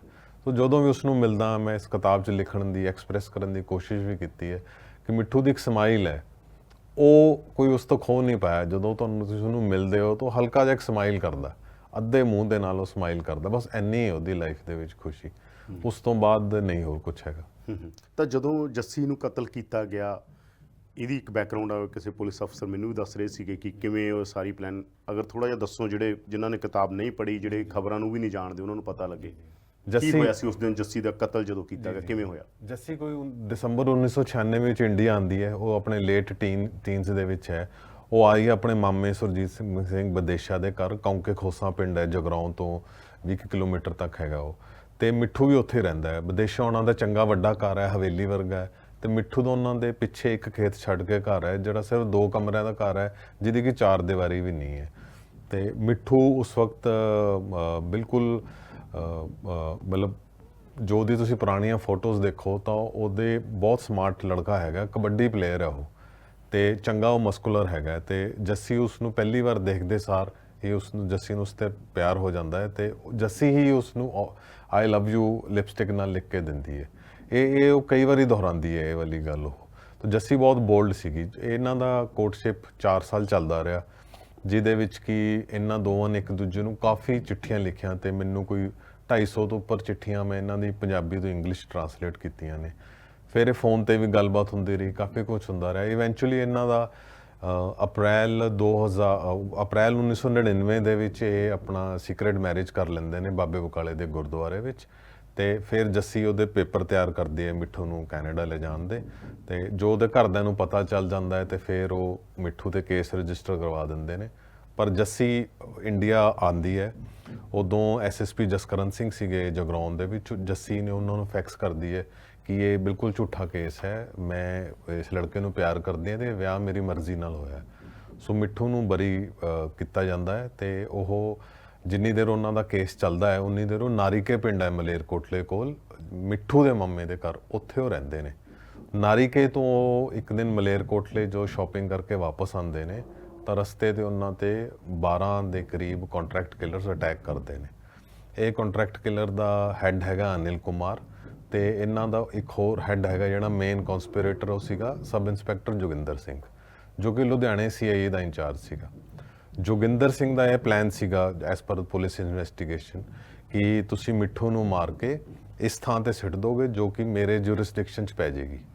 ਸੋ ਉਸ ਜੂਰਿਸਡਿਕਸ਼ਨ ਮੇਰੇ 'ਚ ਪੈ ਜਾਏਗੀ ਤਾਂ ਮੈਂ ਹੀ ਇਨਵੈਸਟੀਗੇਟਿੰਗ ਆਫੀਸਰ ਹੋਊਂਗਾ। ਇਹ ਸਭ ਦਾ ਅੰਦਾਜ਼ਾ ਲਗਾ ਸਕਦੇ ਹਾਂ ਕਿ ਉਸ ਕੇਸ ਦੀ ਫਿਰ ਕੀ ਇਨਵੈਸਟੀਗੇਸ਼ਨ ਹੋਣੀ ਸੀ। ਪਰ ਜਦੋਂ ਇਹ ਉਸ 'ਤੇ ਅਟੈਕ ਕਰਦੇ ਨੇ, ਮਿੱਠੂ ਨੂੰ ਚੰਗੀ ਤਰ੍ਹਾਂ ਕੱਟ ਵੱਢ ਦਿੰਦੇ ਨੇ, ਉਹਨੂੰ ਤੇ ਜੱਸੀ ਨੂੰ ਕਿਡਨੈਪ ਕਰਕੇ ਨੇੜੇ ਇੱਕ ਘਰ ਹੈਗਾ ਅੰਡਰ ਕੰਸਟਰਕਸ਼ਨ, ਘਰ 'ਚ ਲੈ ਜਾਂਦੇ ਨੇ। ਉੱਥੇ ਉਸ ਨੂੰ ਕੁਰਸੀ ਨਾਲ ਬੰਨ੍ਹਿਆ ਜਾਂਦਾ ਹੈ ਤੇ ਉਹਦੀ ਮਾਂ ਨਾਲ ਫੋਨ 'ਤੇ ਗੱਲ ਕਰਵਾਈ ਜਾਂਦੀ ਹੈ। ਤੇ ਮਾਂ ਉਸ ਨੂੰ ਕਹਿੰਦੀ ਹੈ ਕਿ ਅਸੀਂ ਤੈਨੂੰ ਹੁਣ ਅਕਲ ਆ ਗਈ, ਤੂੰ ਸਾਡੇ ਖਿਲਾਫ ਚੱਲੀ ਸੀ, ਪਰਿਵਾਰ ਦੇ ਖਿਲਾਫ ਤੂੰ ਚੱਲੀ ਸੀ, ਤੇਰਾ ਮਿੱਠੂ ਮਰ ਗਿਆ ਤੇ ਹੁਣ ਤੂੰ ਵਾਪਸ ਆ ਜਾ ਤੇ ਆਪਣੀ ਨਵੀਂ ਜ਼ਿੰਦਗੀ ਸ਼ੁਰੂ ਕਰ। ਪਰ ਜੱਸੀ ਬਹੁਤ ਡਿਫਾਇੰਟ ਹੈ, ਉਹ ਬਿਲਕੁਲ ਨਹੀਂ ਮੰਨਦੀ ਹੈਗੀ ਕਿ ਮੈਂ ਨਹੀਂ ਵਾਪਸ ਆਵਾਂਗੀ। ਤੋ ਜੋ ਵੀ ਪੁਲਿਸ ਫਾਈਲ ਦੇ ਵਿੱਚ ਜੋ ਐਲੀਗੇਸ਼ਨ ਉਹ ਹੈ ਕਿ ਜੱਸੀ ਦੀ ਮਾਂ ਨੇ ਕੰਟਰੈਕਟ ਕਿਲਰਸ ਨੂੰ ਕਿਹਾ ਕਿ ਤੁਸੀਂ ਇਹਨੂੰ ਮਾਰ ਦਿਓ। ਜਦੋਂ ਉਹਨਾਂ ਨੇ ਕਿਹਾ ਵੀ ਤੁਸੀਂ ਜੱਸੀ ਨੂੰ ਮਾਰਨ ਦੇ ਪੈਸੇ ਨਹੀਂ ਦਿੱਤੇ, ਤਾਂ ਉਹਨੇ ਕਿਹਾ ਵੀ ਜੋ ਤੁਹਾਡੇ ਸਾਹਮਣੇ ਕੁੜੀ ਹੈ, ਤੁਸੀਂ ਜੋ ਇਹਦੇ ਨਾਲ ਕਰਨਾ ਕਰੋ। ਇਹ ਇੱਕ ਮਾਂ ਦਾ ਬਿਆਨ ਹੈ। ਇਹ ਗੱਲ ਨੇ ਮੈਨੂੰ ਸਭ ਤੋਂ ਵੱਧ ਹਿਲਾਇਆ ਇਸ ਕੇਸ ਦੇ ਉੱਤੇ। ਸੋ ਇਹੀ ਸਭ ਤੋਂ ਵੱਡਾ ਐਲੀਗੇਸ਼ਨ ਉਹਨਾਂ ਦੇ 'ਚ। ਫਿਰ ਇਹਨਾਂ ਦੇ ਫੋਨ ਰਿਕਾਰਡਸ ਨੇ, ਜੱਸੀ ਦੀ ਮਾਂ ਕਿਵੇਂ ਉਹਨੂੰ ਪਹਿਲਾਂ ਹੀ ਕੈਲਕਟਾ ਕਿਸੇ ਲੈਂਡਲਾਈਨ 'ਤੇ ਫੋਨ ਹੁੰਦਾ ਸੀਗਾ, ਕੈਲਕਟਾ ਤੋਂ ਫੋਨ ਪੰਜਾਬ 'ਚ ਆਉਂਦੇ ਸੀਗੇ, ਰੂਟ ਸੀਗਾ ਉਹ ਪੂਰਾ ਪੁਲਿਸ ਨੇ ਪੂਰੀ ਮੈਪਿੰਗ ਕੀਤੀ ਸੀ ਉਸ ਦੀ। ਜੱਸੀ ਨੂੰ ਉਹ ਸਿਰਫ ਮਾਰਦੇ ਨਹੀਂ ਹੈਗੇ, ਜੱਸੀ ਨੂੰ ਮਾਰਨ 'ਤੇ ਉਸ ਪਰਿਵਾਰ ਦੀ ਇੱਕ ਸਟੇਟਮੈਂਟ ਹੈ ਕਿ ਜੇ ਕੁੜੀਆਂ ਸਾਡੇ ਖਿਲਾਫ ਚੱਲਣਗੀਆਂ ਤਾਂ ਉਹਨਾਂ ਨਾਲ ਇਹ ਕੀਤਾ ਜਾਏਗਾ। ਸਟੇਟਮੈਂਟ ਐਵੇਂ ਹੈ ਕਿ ਉਹ ਜੱਸੀ ਦਾ ਪੂਰਾ ਡੀਫੇਸ ਕਰਦੇ ਨੇ, ਉਹਦੇ ਫੇਸ 'ਤੇ ਕੱਟ ਲਗਾਉਂਦੇ ਨੇ, ਉਹਦੇ ਚੈਸਟ 'ਤੇ ਕੱਟ ਲਗਾਉਂਦੇ ਨੇ, ਫਿਰ ਉਹਦਾ ਗਲਾ ਸਲਿੱਟ ਕਰਦੇ ਨੇ। ਸੋ ਇੰਨੇ ਦਰਦਨਾਕ ਤਰੀਕੇ ਨਾਲ ਉਸ ਨੂੰ ਮਾਰ ਕੇ ਸਿੱਟਿਆ ਜਾਂਦਾ ਹੈ ਤਾਂ ਉਹਦੀ ਬੋਡੀ ਵੀ 36 ਘੰਟਿਆਂ ਬਾਅਦ ਮਿਲਦੀ ਹੈਗੀ ਹੈ। ਸੋ ਇਹ ਸਾਰਾ ਕੇਸ ਸੀਗਾ। ਤੇ ਪਰ ਮਿੱਠੂ ਰੱਬ ਦੀ ਮਿਹਰ ਨਾਲ ਬਿਲਕੁਲ ਮਿਰੈਕਲ ਹੈ। ਕਿਵੇਂ ਮੰਨ ਲਓ ਮਿੱਠੂ ਕਿਵੇਂ ਬਚਿਆ? ਫਿਰ ਮੈਂ ਇਹ ਮਿੱਠੂ ਦੇ ਇੰਨੇ ਜ਼ਿਆਦਾ ਕੱਟ ਲੱਗੇ ਹੋਏ ਸੀ ਉਸੇ ਥਾਂ ਦੇ ਉੱਤੇ ਕੀਤਾ, ਪਹਿਲਾਂ ਮਿੱਠੂ ਨੂੰ ਕੀਤਾ, ਫਿਰ ਮਿੱਠੂ ਨੂੰ ਉਹਨਾਂ ਨੇ ਸੜਕ ਤੋਂ ਜਦੋਂ ਇਹ ਦੋਵੇਂ ਸਕੂਟਰ ਤੇ ਆ ਰਹੇ ਸੀਗੇ ਤਾਂ ਉਹਨਾਂ ਨੇ ਇਹਨਾਂ ਤੇ ਉੱਥੇ ਅਟੈਕ ਕਰਤਾ। ਇਹ ਦੋ ਕਾਰਾਂ ਦੇ ਵਿੱਚ ਸੀਗੇ ਤਾਂ ਹੌਕੀ ਮਾਰੀ ਉਹਨਾਂ ਨੇ ਸਕੂਟਰ ਦੇ ਉੱਤੇ ਤੇ ਮਤਲਬ ਘੇਰ ਕੇ ਉਹਨਾਂ ਨੂੰ, ਜੋ ਹੌਕੀ ਜੱਸੀ ਦੇ ਵੱਜਦੀ ਹੈ। ਪਹਿਲਾਂ ਮਿੱਠੂ ਝੁਕ ਜਾਂਦਾ ਹੈ ਥੱਲੇ ਤੇ ਬਾਅਦ ਵਿੱਚ ਉਹ ਜੱਸੀ ਉੱਥੇ ਗਿਰ ਜਾਂਦੀ ਹੈ ਤੇ ਉਸ ਨੂੰ ਦੋ ਬੰਦੇ ਫੜ ਲੈਂਦੇ ਨੇ, ਬਾਕੀ ਮਿੱਠੂ ਨੂੰ ਪੈ ਜਾਂਦੇ ਨੇ। ਉਸਦੇ ਬਹੁਤ ਜ਼ਿਆਦਾ ਇੰਜਰੀਜ਼, ਉਹ ਸਾਰੀ ਬਾਡੀ ਤੇ ਉਹਦੇ ਇੰਜਰੀ ਸੀਗੀਆਂ, ਬਿਲਕੁਲ ਉਹ ਬੇਹੋਸ਼ ਹੋ ਗਿਆ ਸੀ ਉੱਥੇ। ਪਰ ਉਹ ਪਤਾ ਨਹੀਂ ਕਿਵੇਂ ਉਸ ਨੂੰ ਰੱਬ ਨੇ ਬਚਾਇਆ, ਕਿਸੇ ਨੇ ਉਹਨੂੰ ਹੱਥ ਰੱਖ ਕੇ ਬਚਾਇਆ। ਉਹ ਉੱਥੋਂ ਉੱਠਦਾ ਹੈਗਾ, ਜੱਸੀ ਨੂੰ ਲੱਭਦਾ, ਉਹਨੂੰ ਨਹੀਂ ਲੱਭਦੀ ਤੇ ਉਹਦਾ ਮਾਮੇ ਦਾ ਘਰ ਨਾਰੀ ਕੇ ਜ਼ਿਆਦਾ ਦੂਰ ਨਹੀਂ, 2-3 ਕਿਲੋਮੀਟਰ ਹੀ ਸੀ। ਉਹ ਉਵੇਂ ਗਿਰਦਾ ਗਿਰਦਾ ਆਪਣੇ ਕੱਟੇ ਹੋਏ ਹੱਥ ਦੇ ਨਾਲ ਉਹ ਸਕੂਟਰ ਚਲਾਉਂਦਾ ਹੈਗਾ ਤੇ ਸਕੂਟਰ ਦੇ ਉੱਤੇ ਜੋ ਉਸਦਾ ਬਿਆਨ ਹੈ, ਜੋ ਇੰਟਰਵਿਊ 'ਚ ਵੀ ਦੱਸਦਾ ਵਾਰ-ਵਾਰ ਕਿ ਮੇਰਾ ਸਿਰ ਸਕੂਟਰ ਦੇ ਹੈਂਡਲ ਦੇ ਉੱਤੇ ਸੀਗਾ ਤੇ ਮੈਂ ਨਹੀਂ ਜਾਣਦਾ ਕਿ ਮੈਂ ਉੱਥੇ ਕਿਵੇਂ ਪਹੁੰਚਿਆ। ਉਹ ਇਹੀ ਕਹਿੰਦਾ ਵੀ ਮੈਨੂੰ ਰੱਬ ਨੇ ਬਚਾਇਆ। ਜੋ ਮਰ ਜਾਂਦਾ ਤਾਂ ਇਸ ਸਾਰੇ ਕੇਸ ਦਾ ਕੋਈ ਵਿਟਨੈਸ ਹੀ ਨਹੀਂ ਸੀ ਰਹਿ ਜਾਣਾ। ਸੋ ਉਹ ਪਿੰਡ ਪਹੁੰਚਦਾ, ਫਿਰ ਪਿੰਡ ਦੇ ਲੋਕ ਆ ਜਾਂਦੇ ਨੇ ਪਰ ਉਹਨਾਂ ਨੂੰ ਜੱਸੀ ਨਹੀਂ ਮਿਲਦੀ। ਜੱਸੀ ਨੂੰ ਉਹ ਉੱਥੇ ਨੇੜੇ ਇੱਕ ਦੂਜਾ ਪਿੰਡ ਆ, ਉੱਥੇ ਲੈ ਕੇ ਗਏ ਹੁੰਦੇ ਨੇ। ਸੋ ਇਹ ਐਵੇਂ ਸਾਰਾ ਕੁਝ ਚੱਲਦਾ ਹੈਗਾ। ਤੇ ਇਹ ਉਦੋਂ ਬਾਅਦ ਜਦੋਂ ਤੁਸੀਂ ਕਹਿੰਦੇ ਹੱਦ ਦੇ ਕਰਕੇ ਕੇਸ ਖੁੱਲ ਗਿਆ, ਨਹੀਂ ਤਾਂ ਜੋ SHO ਦੀ ਹੱਦ 'ਚ ਜੀ ਹੋਇਆ ਇਹ ਕਿ ਜਦੋਂ ਉਹਨਾਂ ਨੇ ਜੱਸੀ ਨੂੰ ਮਾਰਿਆ ਤੇ ਉਹ ਵਾਪਸ ਆਏ ਮਿੱਠੂ ਦੀ ਲਾਸ਼ ਚੱਕਣ ਨੂੰ, ਉੱਥੇ ਮਿੱਠੂ ਸੀਗਾ ਨਹੀਂ। ਸੋ ਉਹ ਹੜਬੜਾਹਟ ਹੋ ਗਈ। ਕ੍ਰਿਮੀਨਲ ਜਿੰਨਾ ਮਰਜ਼ੀ ਤੇਜ਼ ਹੋਵੇ, ਉਹ ਕੋਈ ਨਾ ਕੋਈ ਗਲਤੀ ਕਰਦਾ ਹੈ। ਉਹਨਾਂ ਨੇ ਆਪਣੇ ਵੱਲੋਂ ਤਾਂ ਉਸ ਥਾਂ ਤੇ ਹੀ ਬੋਡੀ ਸਿੱਟੀ ਜਿੱਥੇ ਉਹਨੂੰ ਸਬ ਇੰਸਪੈਕਟਰ ਜੋਗਿੰਦਰ ਸਿੰਘ ਨੇ ਕਿਹਾ ਸੀ, ਪਰ ਉਹ ਸੜਕ ਦੇ ਦੂਜੇ ਪਾਸੇ ਹੋ ਗਈ ਤੇ ਦੂਜਾ ਵਾਲਾ ਜਿਹੜਾ ਪਾਸਾ ਸੀਗਾ ਉਹ ਸੰਗਰੂਰ ਜ਼ਿਲ੍ਹੇ 'ਚ ਪੈ ਜਾਂਦਾ ਸੀ। ਸੰਗਰੂਰ ਜ਼ਿਲ੍ਹੇ ਤੋਂ ਜਤਿੰਦਰ ਔਲਖ SSP ਸੀ, ਜਿਹੜੇ ਹੁਣੇ ADGP ਇੰਟੈਲੀਜੈਂਸ ਰਿਟਾਇਰ ਹੋਏ ਨੇ। ਉਹਨਾਂ ਦਾ ਇਸ ਕੇਸ ਨੂੰ ਸੋਲਵ ਕਰਨ 'ਚ ਬਹੁਤ ਵੱਡਾ ਹੱਥ ਹੈ। ਉਹਨਾਂ ਨੇ ਦੇਖਿਆ ਵੀ ਇਹ ਕੇਸ ਕੁਝ ਕੈਨੇਡੀਅਨ, ਉਦੋਂ ਜੱਸੀ ਦੀ ਆਈਡੈਂਟੀਫਿਕੇਸ਼ਨ ਨਹੀਂ ਸੀ ਹੋਈ, ਪਰ ਤੁਹਾਨੂੰ ਦੇਖ ਕੇ ਪਤਾ ਚੱਲ ਜਾਂਦਾ ਹੈ ਕਿ ਇਹ ਕੋਈ ਆਮ ਕੇਸ ਨਹੀਂ ਲੱਗ ਰਿਹਾ। ਸੋ ਉਹਨਾਂ ਨੇ ਆਪਣਾ ਇੰਸਪੈਕਟਰ ਸਵਰਨਜੀਤ ਸਿੰਘ ਨੂੰ, ਜੋ ਕਿਸੇ ਹੋਰ ਥਾਣੇ ਪੋਸਟਡ ਸੀ, ਉਹਨਾਂ ਨੂੰ ਸਪੈਸ਼ਲ ਬੁਲਾਇਆ ਇਸ ਕੇਸ ਨੂੰ ਸੋਲਵ ਕਰਨ ਦੇ ਲਈ। ਹਾਲਾਂਕਿ ਉਹਨਾਂ ਦਾ ਏਰੀਆ ਨਹੀਂ ਸੀਗਾ ਇਹ ਵਾਲਾ, ਉਹ ਸੰਗਰੂਰ ਜ਼ਿਲ੍ਹੇ ਵਿੱਚ ਸੀਗੇ ਪਰ ਦੂਜੇ ਪਾਸੇ ਸੀਗੇ। ਸੋ ਇੰਸਪੈਕਟਰ ਸਵਰਨਜੀਤ ਨੇ ਆ ਕੇ ਫਿਰ ਫੋਨ ਰਿਕਾਰਡਸ ਕੱਢੇ ਐਂਡ ਸਾਰੇ ਕੱਢੇ ਤੇ ਉਹਨਾਂ ਨੇ ਇਹ ਕੇਸ ਸੋਲਵ ਕੀਤਾ। ਤੇ ਹੁਣ ਮਿੱਠੂ ਦੀ ਲਾਈਫ ਕਹੀ ਜੀ? ਮਿੱਠੂ ਇਸ ਵਕਤ ਜੇਲ੍ਹ ਵਿੱਚ ਹੈ, 2.5 ਸਾਲ ਤੋਂ ਹੈ। ਉਸ ਦੇ ਉੱਤੇ ਡਰੱਗਸ ਦਾ ਕੇਸ ਪਿਆ ਹੈ। ਉਹਦੇ ਕੋਲੋਂ ਕੈਪਸੂਲ ਅਤੇ ਚਿੱਟਾ ਅਤੇ ਕੁਝ ਹੋਰ ਡਰੱਗਸ ਵੀ ਮਿਲੇ ਸੀਗੇ। ਤਾਂ ਜੋ ਪੁਲਿਸ ਇਨਵੈਸਟੀਗੇਸ਼ਨ ਚੱਲ ਰਹੀ ਹੈ, ਮਿੱਠੂ ਦੇ ਅਕੋਰਡਿੰਗ, ਉਹਦੇ ਪਰਿਵਾਰ ਦੇ ਅਕੋਰਡਿੰਗ ਉਹਨੂੰ ਨਜਾਇਜ਼ ਫਸਾਇਆ ਗਿਆ ਹੈ ਤੇ ਪਰ ਹਜੇ ਤੱਕ ਉਹਦੀ ਬੇਲ ਨਹੀਂ ਹੋਈ ਤੇ ਡੇਟ ਵੀ 2-2 ਮਹੀਨੇ ਚੱਲਦੀ ਹੈ। NDPS ਤੁਹਾਨੂੰ ਪਤਾ ਹੀ ਹੈ, ਕਾਫੀ ਸਟਰੋਂਗ ਉਸ 'ਤੇ ਲੱਗੇ ਹੋਏ ਨੇ। ਇਸ ਤੋਂ ਪਹਿਲਾਂ ਵੀ ਉਸ 'ਤੇ ਹਰ ਤਰ੍ਹਾਂ ਦੇ ਐਲੀਗੇਸ਼ਨ ਲੱਗੇ ਨੇ। ਉਸ 'ਤੇ ਰੇਪ ਦਾ ਪਰਚਾ ਹੋਇਆ ਜਿਸ ਤੋਂ 3.5 ਸਾਲ ਜੇਲ੍ਹ ਵਿੱਚ ਰਿਹਾ। ਤੇ ਬਾਅਦ ਦੇ ਵਿੱਚ ਉਸ ਕੁੜੀ ਨੇ ਕੋਰਟ 'ਚ ਬਿਆਨ ਦਿੱਤਾ ਕਿ ਮੇਰੇ ਤੋਂ ਤਾਂ ਜ਼ਬਰਦਸਤੀ ਇਹ ਐਲੀਗੇਸ਼ਨ ਲਗਵਾਇਆ ਗਿਆ ਸੀ। ਕੱਲਾ ਮਿੱਠੂ ਹੀ ਨਹੀਂ, ਉਸਦੇ ਪਰਿਵਾਰ ਦੇ ਘਰ ਵੀ ਪੁਲਿਸ ਦੀ ਰੇਡਸ ਹੁੰਦੀਆਂ ਨੇ। ਹਜੇ 1.5 ਮਹੀਨਾ ਪਹਿਲਾਂ ਇੱਕ ਰੇਡ ਹੋਈ ਹੈ ਤੇ ਉਸ ਤੋਂ ਬਾਅਦ ਪਰਿਵਾਰ ਦੇ ਅਕੋਰਡਿੰਗਲੀ ਜਿਹੜੀ ਜੱਸੀ ਦੀ ਮਾਂ ਤੇ ਮਾਮਾ ਜੋ ਕਿ ਅੱਜ ਜਿਨ੍ਹਾਂ ਦੀ ਐਕਸਟ੍ਰੈਡੀਸ਼ਨ ਹੋ ਗਈ ਸੀ, ਉਹ ਕੈਨੇਡਾ ਦੇ ਰੈਜ਼ੀਡੈਂਟ ਸੀਗੇ। ਉਹਨਾਂ ਦੀ ਐਕਸਟ੍ਰੈਡੀਸ਼ਨ ਹੋਈ ਸੀ 2018 ਜਨਵਰੀ ਦੇ ਵਿੱਚ, 18 ਸਾਲ ਮਰਡਰ ਤੋਂ ਬਾਅਦ। ਤੇ ਕੋਵਿਡ ਦੇ ਦੌਰਾਨ ਉਹਨਾਂ ਨੂੰ ਜੇਲ੍ਹ ਤੋਂ ਬੇਲ ਮਿਲ ਗਈ ਸੀ, ਉਹ ਬਾਹਰ ਨੇ, ਮਿੱਠੂ ਅੰਦਰ। ਅੱਛਾ, ਜੇਲ੍ਹ ਜ਼ਮਾਨਤ ਮਿਲ ਗਈ ਸੀ। ਹੈ ਪੰਜਾਬ 'ਚ ਹੀ ਨੇ? ਉਹ ਪੰਜਾਬ 'ਚ ਨੇ, ਉਹ ਬਾਹਰ ਨਹੀਂ 18 ਸਾਲਾਂ ਬਾਅਦ ਪੰਜਾਬ ਪੁਲਿਸ ਕੈਨੇਡਾ ਗਈ। ਇਹ ਵੀ ਮੈਨੂੰ ਲੱਗਦਾ ਇੱਕ ਡਿਫਰੈਂਟ ਤਰ੍ਹਾਂ ਦਾ ਕੇਸ ਹੋ ਕਿ ਪੰਜਾਬ ਪੁਲਿਸ ਕਿਸੇ ਨੂੰ ਐ ਉੱਥੋਂ ਲੈ ਕੇ ਆ ਰਹੀ ਹੈਗੀ। ਹਾਂਜੀ, ਇਹ ਬਹੁਤ ਰੇਅਰ ਕੇਸ ਹੈਗਾ। ਤੇ ਤਾਂ ਕਿਸੇ ਜਿਵੇਂ ਗੈਂਗਸਟਰ ਨੇ ਹੋਰ ਨੇ, ਆਪਾਂ ਦੇਖਦੇ ਹਾਂ ਕਿਸੇ ਕੇਸ 'ਚ ਕਦੇ ਅੱਜ ਤੱਕ ਨਹੀਂ ਹੋਇਆਗਾ ਕਿ ਕਿਸੇ ਨੂੰ ਨਹੀਂ, ਜਾਂ ਟੈਰਰਿਸਟਾਂ 'ਚ ਤਾਂ ਹੋਇਆਗਾ, ਉਹ ਵੀ ਮਤਲਬ ਕੈਨੇਡਾ ਤੋਂ ਨਹੀਂ ਹੋਇਆ। ਹਾਂਜੀ, ਕੈਨੇਡਾ ਤੋਂ ਨਹੀਂ ਹੋਇਆ। ਤੇ ਸੈਕੰਡਲੀ ਨਾਰਮਲੀ ਹੁੰਦਾ ਕਿ ਉੱਥੋਂ ਦੀ ਪੁਲਿਸ ਇੱਥੇ ਲੈ ਕੇ ਆਂਦੀ ਹੈਗੀ ਹੈ ਜਾਂ ਐਮਬੈਸੀ ਦੇ ਥਰੂ ਆਉਂਦੇ ਨੇ। ਇੱਥੋਂ ਸਪੈਸ਼ਲ ਟੀਮ ਭੇਜੀ ਗਈ ਸੀ ਬਿਕੋਜ਼ ਇਹ ਬਹੁਤ ਸੈਂਸਿਟਿਵ ਕੇਸ ਸੀਗਾ। ਜਦੋਂ ਪਹਿਲੀ ਟੀਮ ਗਈ ਹੈ ਸਤੰਬਰ 2017 ਦੇ ਵਿੱਚ, ਤਾਂ ਉਹਨਾਂ ਨੇ ਉਸ ਟਾਈਮ ਸੁਪਰੀਮ ਕੋਰਟ ਵੱਲੋਂ ਇਹਨਾਂ ਦੀ ਐਕਸਟ੍ਰੈਡੀਸ਼ਨ ਦੀ ਹਾਂ ਹੋ ਚੁੱਕੀ ਸੀ। ਸੋ ਟਰਾਇਲ ਜਿਹੜਾ ਇੱਥੇ ਚੱਲ ਰਿਹਾ ਉਹ ਤਾਂ ਚੱਲ ਰਿਹਾ ਹੈ, ਕੈਨੇਡਾ ਦੇ ਵਿੱਚ ਪੈਰਲਲ ਟਰਾਇਲ ਚੱਲਿਆ। ਉੱਥੋਂ ਦੇ ਸੁਪਰੀਮ ਕੋਰਟ ਤੱਕ ਗਿਆ ਹੈਗਾ। ਉਹਨਾਂ ਨੇ ਉੱਥੇ ਦੇਖਿਆ ਕਿ ਹਾਂ, ਇਹ ਬੰਦਿਆਂ ਦੇ ਖਿਲਾਫ ਜਿਹੜਾ ਐਲੀਗੇਸ਼ਨ ਹੈ ਉਹ ਇੰਨਾ ਸਟਰੋਂਗ ਹੈ ਕਿ ਇਹਨਾਂ ਨੂੰ ਇੰਡੀਆ ਭੇਜਿਆ ਜਾਵੇ। ਸੋ ਜਦੋਂ ਉਹਨਾਂ ਨੇ ਅਲਾਉ ਕਰ ਦਿੱਤਾ ਤੇ ਪੰਜਾਬ ਪੁਲਿਸ ਦੀ ਟੀਮ ਨੇ ਉਹਨਾਂ ਨੂੰ ਜਹਾਜ਼ 'ਚ ਵੀ ਬਿਠਾ ਲਿਆ। ਬਿਲਕੁਲ ਫਿਲਮੀ ਢੰਗ ਨਾਲ ਆਪਾਂ ਸੋਚਦੇ ਹਾਂ ਵੀ ਇਹ ਸਿਰਫ ਫਿਲਮਾਂ 'ਚ ਹੁੰਦਾ, ਪਰ ਇਹ ਅਸਲ ਜ਼ਿੰਦਗੀ 'ਚ ਹੋਇਆ ਕਿ ਜਹਾਜ਼ ਦੇ ਉੱਡਣ ਤੋਂ 2-3 ਮਿੰਟ ਪਹਿਲਾਂ ਉਹਨੂੰ ਰੋਕ ਦਿੱਤਾ ਗਿਆ ਅਤੇ ਉਹਨਾਂ ਨੂੰ ਉਤਾਰ ਲਿਆ ਦਿੱਤਾ ਗਿਆ, ਇਹ ਕਹਿ ਕੇ ਕਿ ਇਹ ਪੰਜਾਬ ਪੁਲਿਸ ਨੇ ਉਹਨਾਂ ਨੂੰ ਪ੍ਰੋਪਰ ਜਿਹੜਾ ਪ੍ਰੋਸੀਜਰ ਹੈ ਉਹ ਫੋਲੋ ਨਹੀਂ ਕੀਤਾ। ਜਿਹੜਾ ਕਿ ਡਿਬੇਟੇਬਲ ਇਸ਼ੂ ਸੀਗਾ। ਉੱਥੋਂ ਦੇ ਮਿਨਿਸਟਰ ਆਫ ਜਸਟਿਸ ਦੇ ਕੋਲ ਪਾਵਰ ਸੀਗੀਆਂ ਕਿ ਉਹ ਇੰਟਰਵੀਨ ਕਰ ਸਕਦਾ ਸੀ, ਪਰ ਉਹ ਜ਼ਿਆਦਾ ਦੇਰ ਨਹੀਂ ਹੋਇਆ। 5 ਮਹੀਨੇ ਬਾਅਦ ਉਹਨਾਂ ਨੂੰ ਵਾਪਸ ਇੰਡੀਆ ਆਉਣਾ ਹੀ ਪਿਆ। ਉਹਨਾਂ ਨੂੰ ਐਕਸਟ੍ਰੈਡੀਸ਼ਨ ਉਹਨਾਂ ਦੀ ਹੋਈ, ਜੋ ਕਿ ਇਸ ਕੇਸ ਦੇ ਵਿੱਚ ਬਹੁਤ ਵੱਡੀ ਉਪਲਬਧੀ ਸੀਗੀ। ਮੈਨੂੰ ਲੱਗਦਾ ਸੀਗਾ ਕਿ 5 ਮਹੀਨਿਆਂ ਬਾਅਦ ਹੀ ਪੰਜਾਬ ਪੁਲਿਸ ਹੀ ਲੈ ਕੇ ਆਈ ਉਹਨਾਂ ਨੇ। ਹਾਂ, ਫਿਰ ਪੰਜਾਬ ਪੁਲਿਸ ਟੀਮ ਉਹਨਾਂ ਨੂੰ ਗਈ ਸੀ, ਜੋ ਪ੍ਰੋਪਰ ਫਿਰ ਹੈਂਡਓਵਰ ਕਰ ਦਿੱਤਾ ਗਿਆ ਸੀਗਾ। ਹਾਂਜੀ। ਤੇ ਉੱਥੇ ਕੇਸ ਕਿਹਨੇ ਪੁੱਟ ਕੀਤਾ, ਮਤਲਬ ਉੱਥੇ ਕੇਸ ਕਿਹਨੇ ਲੜਿਆਗਾ? ਉੱਥੇ ਕਿਸੇ ਹਿਊਮਨ ਰਾਈਟ ਐਕਟਿਵਿਸਟ ਸੀ ਕੋਈ? ਨਹੀਂ, ਉੱਥੇ ਇੰਡੀਅਨ ਗਵਰਨਮੈਂਟ ਨੇ ਕੇਸ ਲੜਿਆ ਹੈਗਾ। ਜਦੋਂ ਵੀ ਕਿਤੇ ਵੀ ਇੰਡੀਆ ਵਿੱਚ ਕੋਈ ਵੀ ਕ੍ਰਾਈਮ ਹੁੰਦਾ ਹੈ ਤੇ ਜਿਹਦੇ ਵਿੱਚ ਅਕਿਊਜ਼ਡ ਬਾਹਰ ਹੈ, ਤਾਂ ਉਸ ਦਾ ਕੇਸ CBI ਅਤੇ ਮਿਨਿਸਟਰੀ ਆਫ ਹੋਮ ਅਫੇਅਰਸ ਨੂੰ ਭੇਜਿਆ ਜਾਂਦਾ, ਜੋ ਕਿ ਨੋਡਲ ਏਜੰਸੀ ਹੈ। ਸੋ ਉਸ ਏਜੰਸੀ ਨੇ ਬਾਹਰਲੇ ਕੰਟਰੀ ਦੀ ਆਪਣੀ ਕੋਰਸਪੋਂਡਿੰਗ ਜਿਹੜੇ ਡਿਪਾਰਟਮੈਂਟ ਨੇ, ਜਿਵੇਂ ਇਹਦੇ 'ਚ RCMP ਸੀਗਾ ਜਿਹੜਾ ਉਹਨਾਂ ਦਾ ਹੋਮ ਅਫੇਅਰਸ ਹੈਗਾ, ਉਹਨਾਂ ਨਾਲ ਗੱਲਬਾਤ ਕਰਕੇ ਫਿਰ ਪ੍ਰੋਪਰ ਲੀਗਲ ਪ੍ਰੋਸੈਸ ਚੱਲਦਾ। ਫਿਰ ਉਹ ਜਿਹੜੇ ਉੱਥੇ ਅਕਿਊਜ਼ਡ ਨੇ, ਉਹ ਉਹਨਾਂ ਕੋਲ 2 ਆਪਸ਼ਨਸ ਨੇ ਕਿ ਜਾਂ ਤਾਂ ਤੁਸੀਂ ਸਰੈਂਡਰ ਕਰਕੇ ਇੰਡੀਆ ਜਾ ਕੇ ਫੇਸ ਕਰੋ ਜਾਂ ਤੁਸੀਂ ਫਾਈਟ ਕਰੋ। ਸੋ ਜੱਸੀ ਦੇ ਮਦਰ ਤੇ ਮਾਮੇ ਨੇ ਉੱਥੇ ਫਾਈਟ ਕੀਤਾ ਕਿ ਅਸੀਂ ਇਨੋਸੈਂਟ ਹੈਗੇ ਆ। ਉਹ ਕਹਿੰਦੇ ਨੇ ਕਿ ਇਹ ਜੋ ਵੀ ਹੋਇਆ ਇਹ ਮਿੱਠੂ ਨੇ ਮਾਰਿਆ, ਜੋ ਕਿ ਬਿਲਕੁਲ ਗਲਤ ਪ੍ਰੂਵ ਹੋਇਆ ਹਰ ਜਗ੍ਹਾ ਤੇ। ਸੋ ਉਹਨਾਂ ਨੇ ਉੱਥੇ ਫਿਰ ਕੋਰਟ 'ਚ ਅਪੀਲ ਕੀਤੀ ਕਿ ਸਾਨੂੰ ਨਾ ਭੇਜਿਆ ਜਾਵੇ। ਬਹੁਤ ਜ਼ਿਆਦਾ ਕੇਸ ਚੱਲਿਆ। ਉਹਨਾਂ ਨੇ ਉਹਦੇ 'ਚ ਇਹ ਵੀ ਕਿਹਾ ਕਿ ਪੰਜਾਬ ਦੇ ਜੇਲ੍ਹਾਂ 'ਚ ਹਿਊਮਨ ਰਾਈਟ ਅਬਿਊਜ਼ ਹੈ ਤੇ ਸਾਡੀ ਜਾਨ ਨੂੰ ਖਤਰਾ ਹੈ। ਹੁਣ ਵੀ ਉਹਨਾਂ ਨੂੰ ਜਿਵੇਂ ਕਿ ਐਕਸਟ੍ਰੈਡੀਸ਼ਨ ਟਰੀਟੀ 'ਚ ਹੁੰਦਾ ਹੈ ਕਿ ਤੁਸੀਂ ਬਾਹਰਲੇ ਦੇਸ਼ ਦਾ ਕੋਈ ਰੈਜ਼ੀਡੈਂਟ ਹੈ, ਬੇਸ਼ੱਕ ਚਾਹੇ ਉਹ ਇੰਡੀਅਨ ਹੀ ਹੋਵੇ, ਤੁਸੀਂ ਉਸ ਨੂੰ ਫਾਂਸੀ ਦੀ ਸਜ਼ਾ, ਕੈਪੀਟਲ ਪਨਿਸ਼ਮੈਂਟ ਨਹੀਂ ਦੇ ਸਕਦੇ। ਸੋ ਜੇ ਇਹਨਾਂ ਦੇ ਖਿਲਾਫ ਪ੍ਰੂਵ ਵੀ ਹੁੰਦਾ ਹੈ ਤਾਂ ਇਹਨਾਂ ਨੂੰ ਮੈਕਸਿਮਮ ਲਾਈਫ ਸੈਂਟੈਂਸ ਹੋਏਗਾ। ਹਰਦੀਪ ਜੀ, ਤੁਹਾਡੀ ਐਸੋਸੀਏਸ਼ਨ ਕਿਵੇਂ ਬਣੀ ਜਪਿੰਦਰ ਹੋਰਾਂ ਦੇ ਨਾਲ? ਇਸ ਤੋਂ ਪਹਿਲਾਂ ਵੀ ਸ਼ਾਇਦ ਇੱਕ ਕਿਤਾਬ ਤੁਹਾਡੇ ਹੀ ਪਬਲੀਕੇਸ਼ਨ ਤੋਂ ਆਈ ਹੈਗੀ। ਹਾਂਜੀ, ਇਹਨਾਂ ਨਾਲ ਪੁਰਾਣਾ ਸਾਡਾ ਸਾਥ ਹੈ। ਸਾਡੇ ਛੋਟਾ ਵੀਰ ਹੈ ਮੇਰੇ ਨਾਲੋਂ, ਤੇ ਜਰਨਲਿਸਟ ਹੈ। ਮੈਂ ਵੀ ਬਾਈ ਐਜੂਕੇਸ਼ਨ ਜਰਨਲਿਸਟ ਹੈਗਾ ਜੀ। ਟ੍ਰਿਬਿਊਨ ਲਈ ਲਿਖਦੇ ਨੇ, ਮੈਂ ਵੀ ਲਿਖਦਾ ਰਿਹਾ ਜਦੋਂ ਅਸੀਂ ਕਾਲਜ 'ਚ ਹੁੰਦੇ ਸੀ। ਉਸ ਤੋਂ ਬਾਅਦ ਵੀ ਸਭ ਤੋਂ ਜ਼ਿਆਦਾ ਇਹਨਾਂ ਦੀ ਜਿਹੜੀ ਕਿਤਾਬ ਆਈ ਨਾ, ਬਹੁਤ ਹਾਰਡ ਹਿਟਿੰਗ ਸੀ ਮੇਰੇ ਵਾਸਤੇ। ਅਸੀਂ ਬਾਕੀ ਬੁੱਕਸ ਛਾਪੀਆਂ ਨੇ, ਫਿਕਸ਼ਨਲ ਛਾਪੀਆਂ, ਨੌਨ ਫਿਕਸ਼ਨ ਵੀ ਛਾਪੀਆਂ ਨੇ। ਇਹ ਇੰਨੀ ਜ਼ਿਆਦਾ ਹਾਰਡ ਹਿਟਿੰਗ ਸੀ, ਜਦੋਂ ਇਹਨਾਂ ਨੇ ਮੈਨੂੰ ਦੱਸਿਆ ਤੇ ਮੈਂ ਕਿਹਾ ਜੀ ਕਿ ਇਹ ਕਿਤਾਬ ਹੋਰ ਕੋਈ ਨਹੀਂ ਛਾਪੇਗਾ, ਮੈਂ ਹੀ ਛਾਪਾਂਗਾ। ਔਰ ਬਹੁਤ ਇੱਕ ਵਾਰ ਜਦੋਂ ਪੜ੍ਹ ਲੈਂਦਾ ਨਾ ਬੰਦਾ, ਤਾਂ ਮੈਂ ਤਾਂ ਫਸਟ ਟਾਈਮ 'ਚ ਕੰਪਲੀਟ ਵੀ ਨਹੀਂ ਕਰ ਸਕਿਆ ਸੀਗਾ।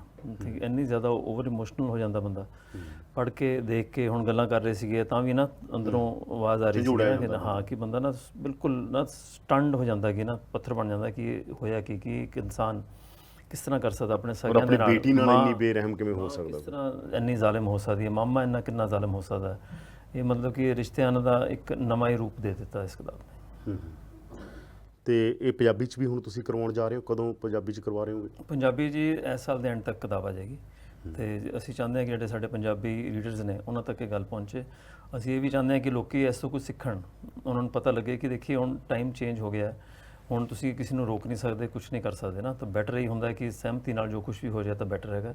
ਇਸ ਤਰ੍ਹਾਂ ਦੀ ਕੋਈ ਹੋਰ ਘਟਨਾ ਨਾ ਵਾਪਰੇ, ਅਸੀਂ ਰੱਬ ਅੱਗੇ ਵੀ ਇਹੀ ਅਰਦਾਸ ਕਰਦੇ ਹਾਂ ਤੇ ਲੋਕਾਂ ਨੂੰ ਇਹੀ ਕਹਿੰਦੇ ਹਾਂ। ਆਨਰ ਕਿਲਿੰਗ ਸ਼ਬਦ ਦੀ ਜਿਹੜੀ ਜੇ ਆਪਾਂ ਕਹਿ ਦਈਏ ਕਿ ਉਹਦੀ ਚਰਚਾ ਹੋਣ ਲੱਗੀ ਜਾਂ ਆਨਰ ਕਿਲਿੰਗ ਦਾ ਸ਼ਬਦ ਥਿਓਰਾਈਜ਼ ਹੋਇਆ ਆਪਾਂ ਕਹੀਏ, ਉਹ ਤਾਂ ਬਹੁਤ ਬਾਅਦ 'ਚ ਹੁੰਦਾ ਗਾ ਨਾ। ਜਦੋਂ ਇਹ ਖਬਰਾਂ ਲਿਖੀਆਂ ਜਾ ਰਹੀਆਂ ਸੀਗੀਆਂ ਉਦੋਂ ਇੰਨਾ ਰੌਲਾ, ਉਦੋਂ ਫਿਰ ਕਿਵੇਂ, ਉਦੋਂ ਤਾਂ ਹੁਣ ਤੇ ਮਾਹੌਲ ਬਹੁਤ ਬਦਲ ਗਿਆ, ਆਨਰ ਕਿਲਿੰਗ ਦੇ ਖਿਲਾਫ ਬਹੁਤ ਲਿਖਿਆ ਗਿਆ, ਬਹੁਤ ਬੋਲਿਆ ਗਿਆ। ਤੁਸੀਂ ਰਿਪੋਰਟ ਕਰ ਰਹੇ ਸੀ, ਕੀ ਐਕਸਪੀਰੀਅੰਸ ਸੀ ਤੁਹਾਡੇ? ਹਾਂ, ਜਾਂਦੇ ਹੋਵੋਗੇ ਲੋਕਾਂ ਕੋਲ, ਲੋਕ ਕਹਿੰਦੇ ਹੋਣਗੇ ਛੱਡੋ ਯਾਰ ਤੁਸੀਂ ਕਿਉਂ, ਇਹ ਤਾਂ ਹੁਣ ਕੁੜੀ ਨੇ ਗਲਤ ਕੀਤਾ, ਇਸ ਤਰ੍ਹਾਂ ਦੀਆਂ ਗੱਲਾਂ ਆਮ ਹੀ ਆਉਂਦੀਆਂ ਨੇ। ਹਾਂ ਬਿਲਕੁਲ ਬਿਲਕੁਲ, ਸਾਡਾ ਸਮਾਜ ਤਾਂ ਐਂ ਸੋਚਦਾ, ਅੱਜ ਵੀ ਐਂ ਸੋਚਦਾ। ਜੀ ਜੀ ਬਿਲਕੁਲ, ਸਪੈਸ਼ਲੀ ਜਿਹੜਾ ਤੁਸੀਂ ਐਕਚੁਅਲੀ ਆਨਰ ਕਿਲਿੰਗ ਸ਼ਬਦ ਉਦੋਂ ਵੀ ਪ੍ਰਚਲਿਤ ਸੀਗਾ ਤੇ ਅਨਫੋਰਚੂਨੇਟਲੀ ਨਾਰਥ ਇੰਡੀਆ ਦੇ ਅਤੇ ਪਾਕਿਸਤਾਨ, ਇਹ ਵਰਲਡ ਓਵਰ ਦੇ ਵਿੱਚ ਹਾਈਐਸਟ ਆਨਰ ਕਿਲਿੰਗਸ ਜੇ ਹੁੰਦੀਆਂ ਤਾਂ ਇਹਨਾਂ ਦੋ ਰੀਜਨਸ ਵਿੱਚ ਹੁੰਦੀਆਂ। ਪੰਜਾਬ ਵਿੱਚ ਹਜੇ ਹਰਿਆਣੇ ਤੋਂ ਘੱਟ ਨੇ, ਬਹੁਤ ਜ਼ਿਆਦਾ, ਹਰਿਆਣੇ ਵਿੱਚ ਤਾਂ ਮਤਲਬ ਬਹੁਤ ਜ਼ਿਆਦਾ ਨੇ, ਤੇ ਉੱਤਰ ਪ੍ਰਦੇਸ਼ ਦਾ ਜਿਹੜਾ ਏਰੀਆ ਹੈਗਾ ਉਹਦੇ ਵਿੱਚ ਵੀ ਹੈਗੀਆਂ। ਸੋ ਆਨਰ ਕਿਲਿੰਗ ਹਰ ਜਾਤ ਪਾਤ ਵਿੱਚ ਹੈਗਾ, ਹਰੇਕ ਕਮਿਊਨਿਟੀ ਦੇ ਵਿੱਚ ਆਨਰ ਕਿਲਿੰਗ ਹੈ। ਇਹ ਜਿਹੜਾ ਸ਼ਬਦ ਹੈ ਇਹ ਇੱਥੋਂ ਉੱਠਿਆ ਹੈ ਕਿ ਪਰਿਵਾਰ ਦੀ ਲੜਕੀ ਜਾਂ ਲੜਕਾ ਵੀ ਹੋ ਸਕਦਾ ਹੈਗਾ। ਸੋ ਉਹ ਕਹਿੰਦੇ ਨੇ ਵੀ ਇਸ ਨੇ ਆਪਣੀ ਮਰਜ਼ੀ ਨਾਲ ਵਿਆਹ ਕਰਵਾ ਕੇ ਜਾਂ ਆਪਣੀ ਮਰਜ਼ੀ ਨਾਲ ਮੁੰਡਾ ਜਾਂ ਕੁੜੀ ਚੁਣ ਕੇ ਸਾਡੇ ਪਰਿਵਾਰ ਦੀ ਇੱਜ਼ਤ ਨੂੰ ਧੱਕਾ ਪਹੁੰਚਾਇਆ, ਧੱਬਾ ਲਗਾਇਆ ਹੈਗਾ। ਤਾਂ ਉੱਥੋਂ ਮੈਂ ਇਸ ਲਈ ਪੁੱਛ ਰਿਹਾ ਸੀਗਾ ਕਿ ਜਦੋਂ ਤੁਸੀਂ ਇਹ ਰਿਪੋਰਟ ਕਰ ਰਹੇ ਸੀ, ਅਸੀਂ ਅਕਸਰ, ਸਾਡਾ ਪ੍ਰੋਫੈਸ਼ਨ ਆ, ਸਾਡੇ ਵੀ ਰਿਸ਼ਤੇਦਾਰ, ਦੋਸਤ, ਹੋਰ ਤੁਸੀਂ ਪੰਜਾਬ 'ਚੋਂ ਆਉਂਦੇ ਹੋ ਹੈ ਨਾ, ਤਾਂ ਔਰ ਹੋਰ ਵੀ ਬਥੇਰੇ ਲੋਕ ਹੁੰਦੇ ਨੇ ਪ੍ਰੈਸ਼ਰ ਪਾਉਣ ਵਾਲੇ। ਤੁਹਾਨੂੰ ਪ੍ਰੈਸ਼ਰ ਪਏ, ਤੁਹਾਨੂੰ ਕਿਹਾ ਗਿਆ, ਕਿਉਂਕਿ ਪੁਲਿਸ ਵੀ ਇਹ 'ਚ ਇਨਵੋਲਵ ਸੀ, ਇਹ 'ਚ ਵੱਡੇ ਅਮੀਰ ਲੋਕ ਇਨਵੋਲਵ ਸੀਗੇ, ਵੱਡੇ ਪਲੇਅਰ ਸੀਗੇ। ਉਸ ਐਂਗਲ ਤੋਂ ਮੈਂ ਸਮਾਜਿਕ ਤੇ ਐਡਮਿਨਿਸਟ੍ਰੇਟਿਵ ਦੋਨੋਂ ਹੀ ਪੁੱਛ ਰਿਹਾ। ਬਿਲਕੁਲ, ਮਤਲਬ ਆਨਰ ਕਿਲਿੰਗ ਅਸੀਂ ਪਹਿਲੇ ਦਿਨ ਤੋਂ ਯੂਜ਼ ਕਰਦੇ ਰਹੇ ਕਿਉਂਕਿ ਮੀਡੀਆ 'ਚ ਇਹ ਪ੍ਰਚਲਿਤ ਹੈ। ਹਾਲਾਂਕਿ ਮੈਨੂੰ ਲੱਗਦਾ ਕਿ ਇਸ ਤੋਂ ਡਿਸਆਨਰੇਬਲ ਐਕਟ ਜਾਂ ਕਿਲਿੰਗ ਕੋਈ ਹੋ ਨਹੀਂ ਸਕਦੀ ਹੈਗੀ। ਤੇ ਉਹਦੇ ਵਿੱਚ ਪ੍ਰੈਸ਼ਰ ਦੇਖੋ ਮਿੱਠੂ ਦੇ ਬਹੁਤ ਜ਼ਿਆਦਾ ਪੈਂਦੇ ਰਹੇ, ਉਸ 'ਤੇ ਤਾਂ ਸਾਰੇ ਕੇਸ ਇਸ ਗੱਲ ਕਰਕੇ ਪਾਏ ਗਏ ਕਿ ਤੂੰ ਇਹ ਸਟੇਟਮੈਂਟ ਆਪਣੀ ਵਾਪਸ ਲੈ ਲੈ। ਜਿਹੜੇ ਇੰਸਪੈਕਟਰ ਸਵਰਨਜੀਤ ਸੀਗੇ, ਜਿਹੜੇ ਲੀਡ ਡਿਟੈਕਟਿਵ ਸੀਗੇ, ਉਹਨਾਂ ਨੂੰ ਵੀ ਕਰੋੜ ਰੁਪਏ ਤੋਂ ਉੱਪਰ ਦੀ ਆਫਰ ਕੀਤੀ ਗਈ। ਮੈਨੂੰ ਕਿਸੇ ਪਰਿਵਾਰ ਨੇ ਡਾਇਰੈਕਟ ਤਾਂ ਥ੍ਰੈਟ ਨਹੀਂ ਦਿੱਤੇ, ਪਰ ਮੈਨੂੰ ਇਨਡਾਇਰੈਕਟ ਸਜੈਸ਼ਨਸ ਤੇ ਐਡਵਾਈਸ ਜ਼ਰੂਰ ਆਉਂਦੀ ਰਹੀ ਕਿ ਮੈਂ ਇਸ ਕੇਸ ਤੋਂ ਦੂਰ ਰਵਾਂ, ਜਾਂ ਠੀਕ ਹੈ ਯਾਰ ਤੂੰ ਇੱਕ ਖਬਰ ਲਿਖ ਲਈ, ਦੋ ਲਿਖ ਲਈ, ਤੂੰ ਹਰ ਥੋੜ੍ਹੇ ਦਿਨਾਂ ਬਾਅਦ ਲਿਖਦਾ, ਤੈਨੂੰ ਹੀ ਇਕੱਲੇ ਨੂੰ ਕੋਈ ਪ੍ਰੋਬਲਮ ਹੈਗੀ ਹੈ ਇਹਦੇ ਵਿੱਚ, ਹੋਰ ਤਾਂ ਕੋਈ ਲਿਖ ਨਹੀਂ ਰਿਹਾ ਹੈਗਾ। ਸੋ ਮੈਨੂੰ ਇਨਡਾਇਰੈਕਟ ਸਜੈਸ਼ਨਸ ਆਉਂਦੇ ਰਹੇ। ਇਹਦੇ ਵਿੱਚ ਜੋਗਿੰਦਰ ਸਿੰਘ ਦੇ ਹੱਥ ਤੇ ਦੇ ਸਿਰ ਤੇ ਇੱਕ ਕਿਸੇ ਸੀਨੀਅਰ ਅਫਸਰ ਦਾ ਵੀ ਹੱਥ ਸੀਗਾ, ਜੋ ਕਿ ਕਿਸੇ ਵੀ ਰਿਕਾਰਡ ਤੇ ਲੈ ਕੇ ਨਹੀਂ ਆਂਦਾ ਗਿਆ। ਹਾਲਾਂਕਿ ਕੋਈ ਰਿਟਾਇਰਡ ਡੀਜੀਪੀ ਨੇ ਬਾਅਦ ਦੇ ਵਿੱਚ ਇਹ ਕਲੇਮ ਕੀਤਾ ਹੈਗਾ ਕਿ ਉਸਨੇ ਟਰਾਈ ਕੀਤਾ ਸੀਗਾ ਉਸ ਸੀਨੀਅਰ ਅਫਸਰ ਨੂੰ ਕੇਸ ਦੇ ਵਿੱਚ ਨੋਮੀਨੇਟ ਕਰਨ ਦਾ, ਪਰ ਉਹ ਸਕਸੈਸਫੁਲ ਨਹੀਂ ਸੀ ਹੋਇਆ। ਤੇ ਇਹ ਇਹਦੇ ਵਿੱਚ ਕਿਹਾ ਜਾਂਦਾ ਹੈ ਕਿ ਇਹਦੇ ਵਿੱਚ ਮਤਲਬ ਉਹ ਸੀਨੀਅਰ ਅਫਸਰ ਦਾ ਵੀ ਹੱਥ ਸੀਗਾ, ਜੋ IPS ਦਾ। ਹਾਂਜੀ। ਸੋ ਉਹਦੇ ਵਿੱਚ ਇਹ, ਪਰ ਮੈਨੂੰ ਕੋਈ ਡਾਇਰੈਕਟ ਥ੍ਰੈਟ ਤਾਂ ਨਹੀਂ ਆਇਆ, ਪਰ ਮੈਨੂੰ ਐਡਵਾਈਸ ਤੁਸੀਂ ਤਾਂ ਜਰਨਲਿਸਟ ਹੋ, ਤੁਸੀਂ ਸਮਝਦੇ ਹੋ ਐਡਵਾਈਸ ਕੀ ਲਵਾਈ ਜਾਂਦੇ ਹੁੰਦੇ ਵੱਖਰੇ। ਬਿਲਕੁਲ, ਉਹ ਜ਼ਰੂਰ ਆਏਗੇ ਆ, ਪਰ ਜਿਵੇਂ ਮੈਂ ਤੁਹਾਨੂੰ ਦੱਸ ਚੁੱਕਾ ਕਿ ਇਹ ਕੇਸ ਮੇਰੇ ਲਈ ਖਬਰ ਨਹੀਂ ਸੀਗਾ, ਇਹ ਮੇਰੇ ਲਈ ਜ਼ਿੰਮੇਵਾਰੀ ਬਣ ਚੁੱਕਾ ਸੀ, ਰਿਸਪੌਂਸਿਬਿਲਟੀ ਸੀਗੀ, ਉਹ ਹਜੇ ਵੀ ਹੈ ਤੇ ਉਹ ਰਹੇਗੀ। ਤੇ ਖਾਸ ਤੌਰ 'ਤੇ ਮੈਂ ਚਿੱਠੀਆਂ ਵਾਲਾ ਜਿਹੜਾ ਪੋਰਸ਼ਨ ਪੜ੍ਹ ਰਿਹਾ ਸੀ ਕਿਤਾਬ ਦਾ, ਤੇ ਬੜਾ ਹੀ ਮਤਲਬ ਜਿਹੜੀ ਹੈ ਨਾ ਕਿਸੇ ਦੀ ਵੀ ਇੰਨੀ ਜਿਹੜੀ ਪਰਸਨਲ ਕੋਈ ਗੱਲਬਾਤ ਹੁੰਦੀ ਹੈਗੀ, ਕਿੰਨੀ ਹੀ ਉਹ ਪਿਆਰੀ ਹੈ ਤੇ ਕਿੰਨੀ ਉਹ ਆ। ਤੇ ਇਹਦੀਆਂ ਫਿਰ ਤੁਹਾਡੇ ਸਾਰਾ ਹੀ ਰਿਕਾਰਡ ਜਿਹੜਾ ਮਿੱਠੂ ਵੱਲੋਂ ਤੁਹਾਨੂੰ ਦਿੱਤਾ ਗਿਆ, ਤੁਸੀਂ ਟਰਾਂਸਲੇਟ ਕੀਤਾ ਇਹ? ਹਾਂਜੀ। ਚਿੱਠੀਆਂ ਮਿੱਠੂ ਨੇ ਬਹੁਤ ਸਾਰੀ ਚੀਜ਼ਾਂ ਦੀ ਸਾਂਭ ਸੰਭਾਲ ਨਹੀਂ ਕੀਤੀ। ਉਹਦੇ ਕੋਲ ਕਾਫੀ ਜਰਨਲਿਸਟ ਗਏ, ਕਈ ਲੋਕ ਉਹਦੇ ਕੋਲ ਕਿਤਾਬ ਲਿਖਣ ਲਈ ਗਏ, ਕੋਈ ਡਾਕੂਮੈਂਟਰੀਜ਼ ਲਈ ਗਏ, ਤਾਂ ਉਹਨਾਂ ਨੂੰ ਕਹਿ ਦਿੰਦਾ ਸੀ ਮੇਰੇ ਕੋਲ ਸਾਰਾ ਕੁਝ ਹੈ, ਤੁਸੀਂ ਲੈ ਲਓ। ਤਾਂ ਬਹੁਤ ਘੱਟ ਫੋਟੋਜ਼ ਹੈ ਮੇਰੇ ਕੋਲ, ਸਿਰਫ 4-5 ਫੋਟੋਜ਼ ਹੀ ਨੇ, ਉਹ ਵੀ ਜੋ ਮੇਰੇ ਕੋਲ ਮੇਰੀ ਈਮੇਲ ਵਿੱਚ ਸੀਗੀਆਂ। ਸੋ ਉਹ ਹੈਗੀਆਂ ਸੀ, ਤੇ ਕੋਈ 256 ਚਿੱਠੀਆਂ ਸੀਗੀਆਂ ਜਿਹੜੀਆਂ ਮਿੱਠੂ ਨੇ ਜੱਸੀ ਨੂੰ ਲਿਖੀਆਂ ਹੋਈਆਂ, ਜੱਸੀ ਨੇ ਮਿੱਠੂ ਨੂੰ। ਜੱਸੀ ਆਪਣੇ ਨਾਲ ਜਦੋਂ ਇੰਡੀਆ ਆਈ ਤਾਂ ਉਹ ਚਿੱਠੀਆਂ ਸਾਰੀਆਂ ਲੈ ਆਈ ਸੀਗੀ। ਸੋ ਉਹ ਮੈਂ ਸਾਰੀਆਂ ਟਰਾਂਸਲੇਟ ਕੀਤੀਆਂ ਕਿਉਂਕਿ ਮੈਂ ਕਿਤਾਬ ਇੰਗਲਿਸ਼ ਕਰਨਾ ਚਾਹੁੰਦਾ ਸੀ। ਇਹਦੇ ਵਿੱਚ ਜੋ ਜੱਸੀ ਨੂੰ ਪੰਜਾਬੀ ਨਹੀਂ ਸੀ ਆਉਂਦੀ, ਪੰਜਾਬੀ ਉਹ ਸਮਝਦੀ ਸੀ ਪਰ ਉਹਨੂੰ ਉੱਦਾਂ ਨਾਲ ਲਿਖਣੇ ਨਹੀਂ ਸੀ ਆਉਂਦੇ ਉਹਨੇ, ਤੇ ਮਿੱਠੂ ਨੂੰ ਇੰਗਲਿਸ਼ ਨਹੀਂ ਸੀ ਆਉਂਦੀ। ਸੋ ਮਿੱਠੂ ਨੂੰ ਉਹਨੂੰ ਲੱਗਦਾ ਸੀ ਕਿ ਜੋ ਮੈਂ ਇੰਗਲਿਸ਼ ਲਿਖ ਕੇ ਭੇਜਦੀ ਹਾਂ, ਮਿੱਠੂ ਕਿਸੇ ਹੋਰ ਕੋਲ ਜਾ ਕੇ ਪੜ੍ਹਾਉਂਦਾ ਹੈ, ਇੱਕ ਸਾਡੀ ਪ੍ਰਾਈਵੇਸੀ ਹੈਗੀ ਹੈ। ਤੇ ਮਿੱਠੂ ਹੋ ਸਕਦਾ ਹੈ ਕਿ ਟਰਾਂਸਲੇਸ਼ਨ 'ਚ ਮੇਰਾ ਜੋ ਪਿਆਰ ਹੈ ਜਾਂ ਜੋ ਮੈਂ ਗੱਲ ਕਹਿਣਾ ਚਾਹੁੰਦੀ ਹਾਂ ਉਹ ਲੋਸਟ ਹੋ ਜਾਂਦੀ ਹੈ।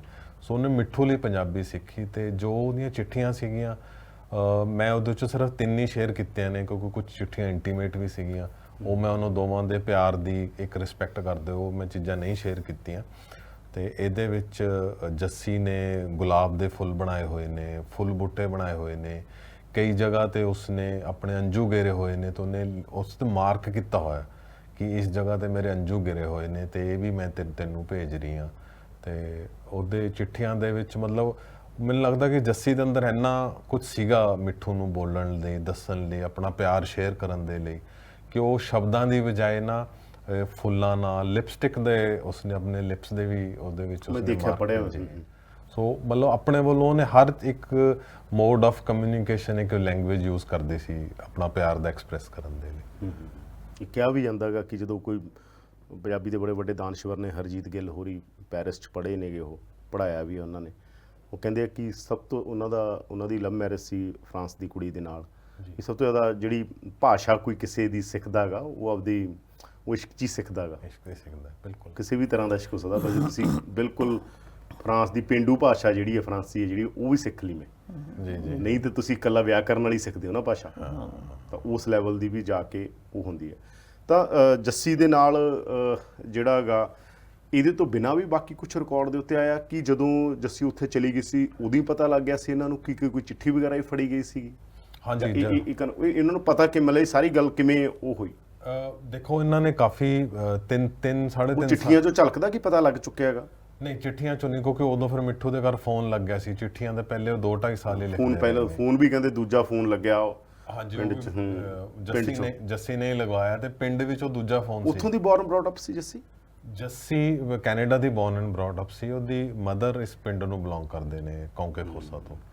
ਤੋ ਜੱਸੀ ਦਾ ਪਤਾ ਐਵੇਂ ਚੱਲਿਆ ਕਿ ਜਦੋਂ ਉਹਨੇ ਵਿਆਹ ਕਰਵਾਉਣ ਤੋਂ ਬਾਅਦ ਮਿੱਠੂ ਦੇ ਕਾਗਜ਼ ਲਗਵਾਏ ਆਪਣੀ ਇੱਕ ਸਹੇਲੀ ਦੇ ਥਰੂ, ਤੇ ਉਹਨੇ ਪੂਰੀ ਕੋਸ਼ਿਸ਼ ਕੀਤੀ ਕਿ ਨਾ ਪਤਾ ਚੱਲੇ, ਪਰ ਉਸਦੀ ਕੋਈ ਕ੍ਰੈਡਿਟ ਕਾਰਡ ਦੀ ਟ੍ਰਾਂਜੈਕਸ਼ਨਸ ਸੀਗੀਆਂ ਜਿਹੜੀਆਂ ਕਿ ਫੈਮਿਲੀ ਨੂੰ ਪਤਾ ਚੱਲੇ ਗਿਆ। ਉਸ ਤੋਂ ਬਾਅਦ ਉਹਨਾਂ ਨੇ ਉਸ ਨੂੰ ਕਾਫੀ ਮਾਰਿਆ ਕੁੱਟਿਆ ਵੀ, ਤੇ ਉਹਨਾਂ ਨੇ ਉਸ ਨੂੰ ਕਮਰੇ 'ਚ ਬੰਦ ਵੀ ਕੀਤਾ, ਜਿੱਥੋਂ ਉਹ ਥੋੜੇ ਦਿਨ ਬਾਅਦ ਉਹਨਾਂ ਦਾ ਭਰੋਸਾ ਉਹਨਾਂ ਨੂੰ ਆਪਣਾ ਸਹੇਲੀ ਦੀ ਆਪਣੀ ਹੈਲਪ ਦੇ ਨਾਲ ਫਿਰ ਉੱਥੋਂ ਨਿਕਲੀ, ਤੇ ਫਿਰ ਉਹ ਇੰਡੀਆ ਆਈ।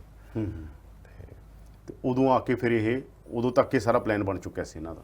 ਇਹਨਾਂ ਦਾ ਪਲਾਨ ਉਸ ਤੋਂ ਬਾਅਦ ਬਣਿਆ, ਜਦੋਂ ਜੱਸੀ ਉੱਥੋਂ ਭੱਜ ਕੇ ਇੱਥੇ ਆ ਜਾਂਦੀ ਹੈ ਅਤੇ ਉਹ ਆਪਣਾ ਪਲਾਨ ਕਰਦੀ ਹੈ ਕਿ ਅਸੀਂ ਹੁਣ ਕੈਨੇਡਾ ਵਾਪਸ ਜਾਵਾਂਗੇ, ਤਾਂ ਉਦੋਂ ਉਹ ਇੱਥੇ ਕਾਫੀ ਵਾਰੀ ਦੇਖੇ ਜਾਂਦੇ ਨੇ।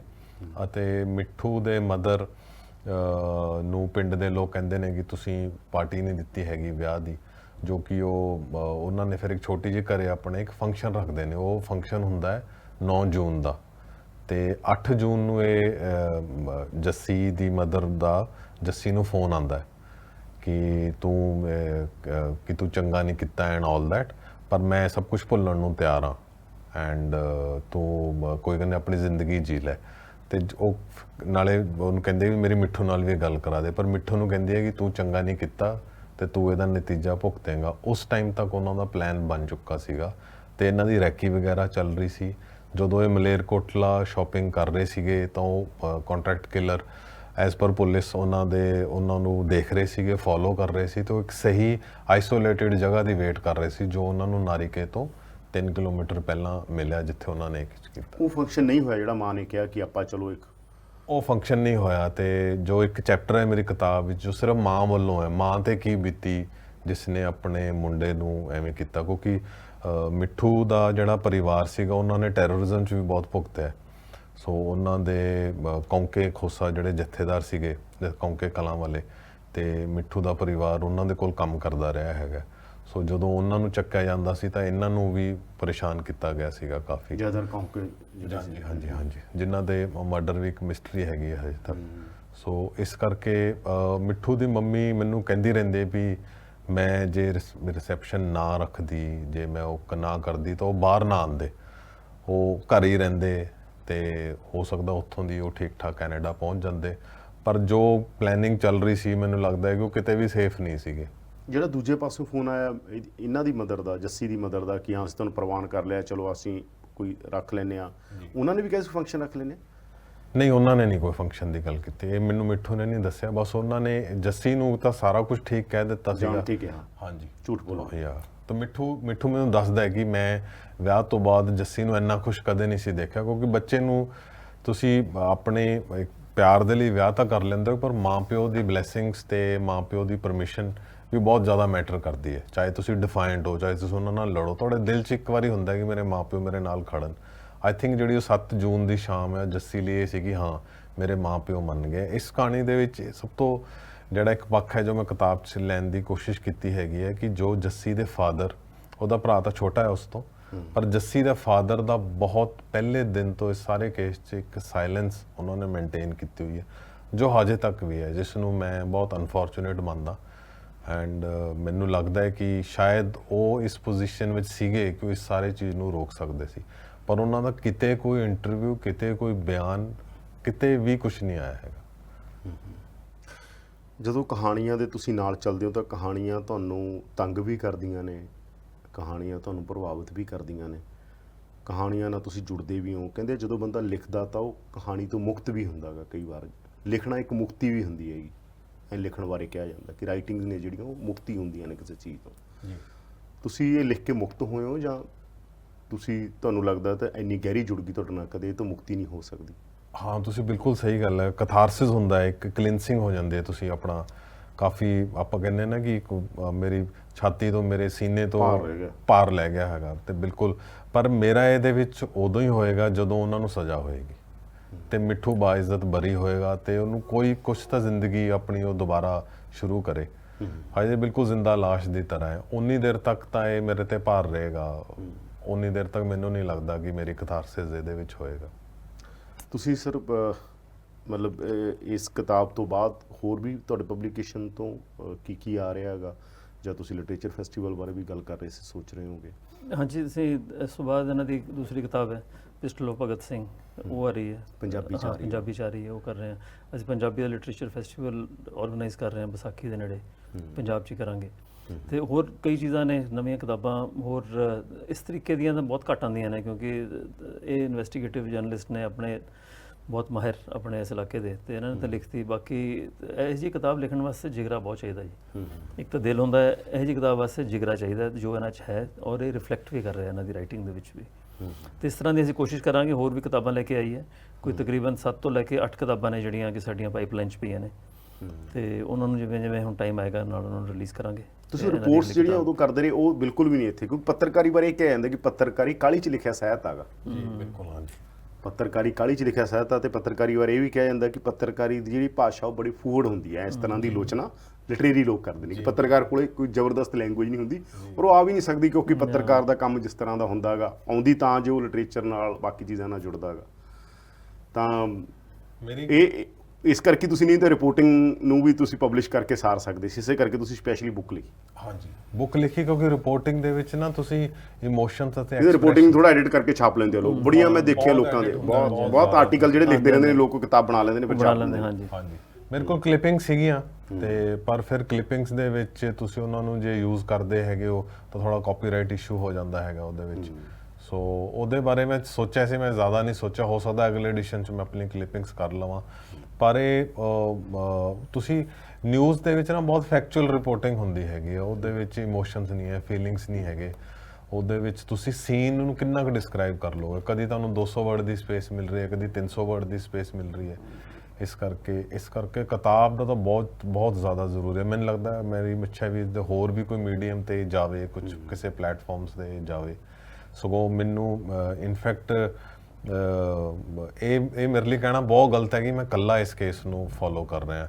ਤੁਸੀਂ ਇਹ ਇੰਟਰਵਿਊ ਕਰ ਰਹੇ ਹੋ, ਤੁਸੀਂ ਪਹਿਲਾਂ ਵੀ ਇਸ ਨੂੰ ਚੱਕਿਆ। ਮੇਰੇ ਕਈ ਜਰਨਲਿਸਟ ਭਰਾ ਨੇ ਜਿਨ੍ਹਾਂ ਨੇ ਇਸ ਕੇਸ ਨੂੰ ਮਰਨ ਨਹੀਂ ਦਿੱਤਾ ਹੈਗਾ, ਕੋਈ ਨਾ ਕੋਈ ਕੁਛ ਨਾ ਕੁਛ ਕਰਦਾ ਰਹਿੰਦਾ ਹੈਗਾ। ਠੀਕ ਹੈ, ਮੈਂ ਆਲਮੋਸਟ ਇਹਦੇ ਹਰ ਐਂਗਲ ਤੇ ਕਰਦਾ ਰਿਹਾ ਹੈਗਾ, ਪਰ ਕੋਈ ਹੋਰ ਨਾ ਹੋਰ ਕੋਈ ਨਵੇਂ ਜਰਨਲਿਸਟ ਨੇ ਜਾਂ ਕੋਈ ਪੁਰਾਣੇ ਨੇ, ਕੋਈ ਕਿਤੇ ਨਾ ਕਿਤੇ ਇਸ ਦਾ ਰੈਫਰੈਂਸ ਜ਼ਰੂਰ ਦਿੰਦੇ ਰਹੇ ਨੇ। ਅੱਛਾ, ਇੱਕ ਗੱਲ ਹੋਰ ਕਹੀ ਜਾਂਦੀ ਹੈਗੀ ਪੱਤਰਕਾਰ ਬਾਰੇ ਕਿ ਪੱਤਰਕਾਰੀ ਬੰਦੇ ਦਾ ਸਾਹਿਤਕਾਰ ਮਾਰ ਦਿੰਦੀ ਆ। ਉਹਦੇ ਅੰਦਰ ਕੋਈ ਅਗਰ ਲਿਟਰੇਰੀ ਬੰਦਾ ਹੈਗਾ ਉਹਨੂੰ ਮਾਰ ਦਿੰਦੀ ਆ। ਉਹ ਇੰਨੀ ਕਰੂਅਲ ਆ ਜਰਨਲਿਜ਼ਮ ਜਿਹੜੀ ਹੈ ਕਿ ਜਿਹੜੇ ਲਿਟਰੇਰੀ ਇੰਟਰਸਟ ਨੇ ਉਹ ਖਤਮ ਕਰਨ ਦੇ। ਆਪਣਾ ਪੇਸ਼ਾ ਇਹ ਹੈਗਾ, ਆਮ ਤੌਰ 'ਤੇ ਕਿਹਾ ਜਾਂਦਾ ਹੈਗਾ ਇਹ।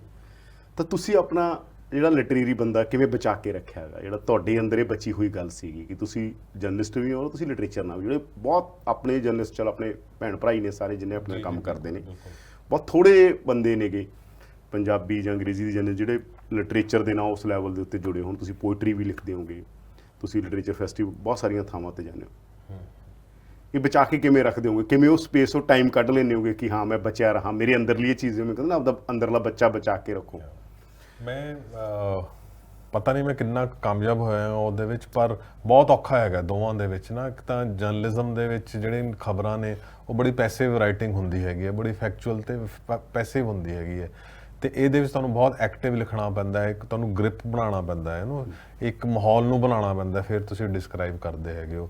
ਬਿਲਕੁਲ ਸਹੀ ਗੱਲ ਹੈਗੀ ਹੈ ਕਿ ਜਿਹੜਾ ਸਾਹਿਤਕਾਰ ਨੂੰ ਮਾਰ ਦਿੰਦਾ, ਤੇ ਮੇਰਾ ਕੋਈ ਮੇਰੀ ਜੋ ਪੱਤਰਕਾਰ ਅੰਦਰਲਾ ਸਾਹਿਤਕਾਰ ਮਰ ਜਾਂਦਾ, ਜੋ ਪਹਿਲਾਂ ਸਾਹਿਤਕਾਰ ਹੋਵੇ ਫਿਰ ਪੱਤਰਕਾਰ ਬਣ ਜੇ, ਉਹ ਕਹਿੰਦੇ ਬਚਾ ਕੇ ਰੱਖਣਾ ਬੜਾ ਚੈਲੰਜਿੰਗ ਹੁੰਦਾ। ਮੈਂ ਆਪਣੇ ਸਕੂਲ ਟਾਈਮ ਤੋਂ ਪੋਇਟਰੀ ਕਰਦਾ ਸੀ, ਕਹਾਣੀਆਂ ਲਿਖਦਾ ਸੀ। ਮੈਨੂੰ ਜਦੋਂ ਮੈਂ 8ਵੀਂ ਕਲਾਸ ਸੀ ਉਦੋਂ ਮੈਨੂੰ ਇਨਾਮ ਮਿਲਿਆ ਸੀਗਾ ਬੈਸਟ ਐਸੇ ਰਾਈਟਿੰਗ ਦਾ। ਤਾਂ ਜੋ ਮੈਂ 8ਵੀਂ ਸੀ ਉਦੋਂ ਮੇਰਾ ਆਰਟੀਕਲ ਸੀਗਾ ਕਿ ਪੰਜਾਬ 'ਚ ਜਿਹੜੇ ਯੂਥ ਹੈ ਉਦੋਂ ਕੋਈ ਫਿਊਚਰ ਨਹੀਂ ਹੈਗਾ। ਬਿਲਕੁਲ ਪੋਸਟ ਟੈਰਰਿਜ਼ਮ ਈਰਾ ਚੱਲ ਰਿਹਾ ਸੀਗਾ, ਤੇ ਮੈਨੂੰ ਹੌਲੀ ਹੌਲੀ ਐਕਸਪੀਰੀਅੰਸ ਹੋ ਰਿਹਾ ਸੀ ਕਿ ਪੰਜਾਬ ਕੀ ਹੈ, ਕੀ ਮਸਲੇ ਚੱਲ ਰਹੇ ਨੇ, ਸਭ ਕੁਝ, ਤੇ ਇੱਕ ਬਲੀਕ ਫਿਊਚਰ ਪੰਜਾਬ। ਮੈਂ ਕਿਹਾ ਤੁਹਾਡੇ ਕਿਸੇ ਬੈਕਗ੍ਰਾਉਂਡ 'ਚ ਵੀ ਤੁਹਾਡੇ ਘਰ 'ਚ ਪਰਿਵਾਰ 'ਚ ਜਾਂ ਕੋਈ ਹੋਰ ਕਨੈਕਸ਼ਨ ਆਗਾ ਜਿਹੜਾ ਤੁਹਾਨੂੰ ਲਿਟਰੇਰੀ ਤੌਰ ਤੇ ਜੋੜੀ ਰੱਖਦਾ? ਨਹੀਂ, ਜਿਹੜਾ ਤੁਹਾਨੂੰ ਆਪਣੇ ਬੰਦੇ ਹੋਣ ਦਾ ਜਿਹੜਾ ਹੁੰਦਾ ਨਾ ਕਿ ਹਾਂ ਯਾਰ ਮੈਂ ਸਿਰਫ ਇਸ ਲਈ ਨਹੀਂ ਬਣਿਆ ਕਿ ਇੱਕ ਜੌਬ ਆ ਤੇ ਉਹ ਪ੍ਰੋਫੈਸ਼ਨਲੀ ਕੀਤੀ, ਖਬਰਾਂ ਦਿੱਤੀਆਂ, ਪਰ ਇਹ ਤੋਂ ਬਿਨਾਂ ਵੀ ਮੈਂ ਦੁਨੀਆ ਤੇ ਕਿਸੇ ਕੰਮ ਆਇਆ ਹੋਇਆ, ਇਹੀ ਅਹਿਸਾਸ ਹੁੰਦਾ ਨਾ। ਹਾਂ ਬਿਲਕੁਲ, ਮੇਰੇ ਪਰਿਵਾਰ ਵਿੱਚੋਂ ਕਿਸੇ ਦਾ ਨਹੀਂ ਸੀਗਾ। ਇਨਫੈਕਟ ਮੇਰੇ ਡੈਡ ਤਾਂ ਵਾਲੀਬਾਲ ਕੋਚ ਰਹੇ ਨੇ, ਨੈਸ਼ਨਲ ਲੈਵਲ ਦੇ ਵਾਲੀਬਾਲ ਕੋਚ ਰਹੇ ਨੇ ਉਹ, ਤੇ ਉਹਨਾਂ ਦਾ ਮੇਰੇ ਪਰਿਵਾਰ 'ਚ ਕੋਈ ਕਿਤਾਬ ਵਗੈਰਾ ਪੜ੍ਹਨ ਵਾਲਾ ਸੀਨ ਨਹੀਂ ਸੀ। ਸਭ ਤੋਂ ਪਹਿਲਾਂ ਇਨਫੈਕਟ ਮੇਰੀ ਸਾਰੀ ਕਾਲੋਨੀ ਦੇ ਵਿੱਚ ਮੈਂ ਪਹਿਲਾ ਲੜਕਾ ਸੀ ਜਿਸ ਨੇ, ਮੈਂ 8ਵੀਂ ਦੇ ਵਿੱਚ ਸੀ ਜਦੋਂ ਮੈਂ ਪਟਿਆਲੇ ਸੈਂਟਰਲ ਲਾਇਬ੍ਰੇਰੀ ਦਾ ਮੈਂਬਰ ਬਣਿਆ, ਤੇ ਉਹ ਇੱਕ ਤਗੜਾ ਸਕੈਂਡਲ ਸੀਗਾ ਮੇਰੀ ਕਾਲੋਨੀ 'ਚ ਕਿ ਇਹ ਮੁੰਡਾ ਖੁਦ ਜਾ ਕੇ ਮੈਂਬਰ ਬਣ ਗਿਆ ਲਾਇਬ੍ਰੇਰੀ ਦਾ, ਪਤਾ ਨਹੀਂ ਕਿਹੜੀਆਂ ਕਿਤਾਬਾਂ ਪੜ੍ਹੇਗਾ, ਉੱਥੇ ਕਿਉਂ ਗਿਆ ਹੈਗਾ। ਕਿਤਾਬ ਦੇ ਨੂੰ ਇਤਰਾਜ਼ ਵੀ ਹੁੰਦਾ ਸੀਗਾ, ਜਿਵੇਂ ਮੇਰਾ ਸੋਚਦੇ ਸੀ ਕਿ ਮੈਂ ਫੈਂਟਮ ਤੇ ਟਾਰਜਨ ਦੀ ਕਾਮਿਕਸ ਪੜ੍ਹਨ ਜਾਣਾ ਹੈਗਾ, ਤੇ ਹਾਲਾਂਕਿ ਮੈਂ ਉਦੋਂ ਕਿਤਾਬਾਂ ਪੜ੍ਹਨੀਆਂ ਸ਼ੁਰੂ ਕੀਤੀਆਂ ਸੀ।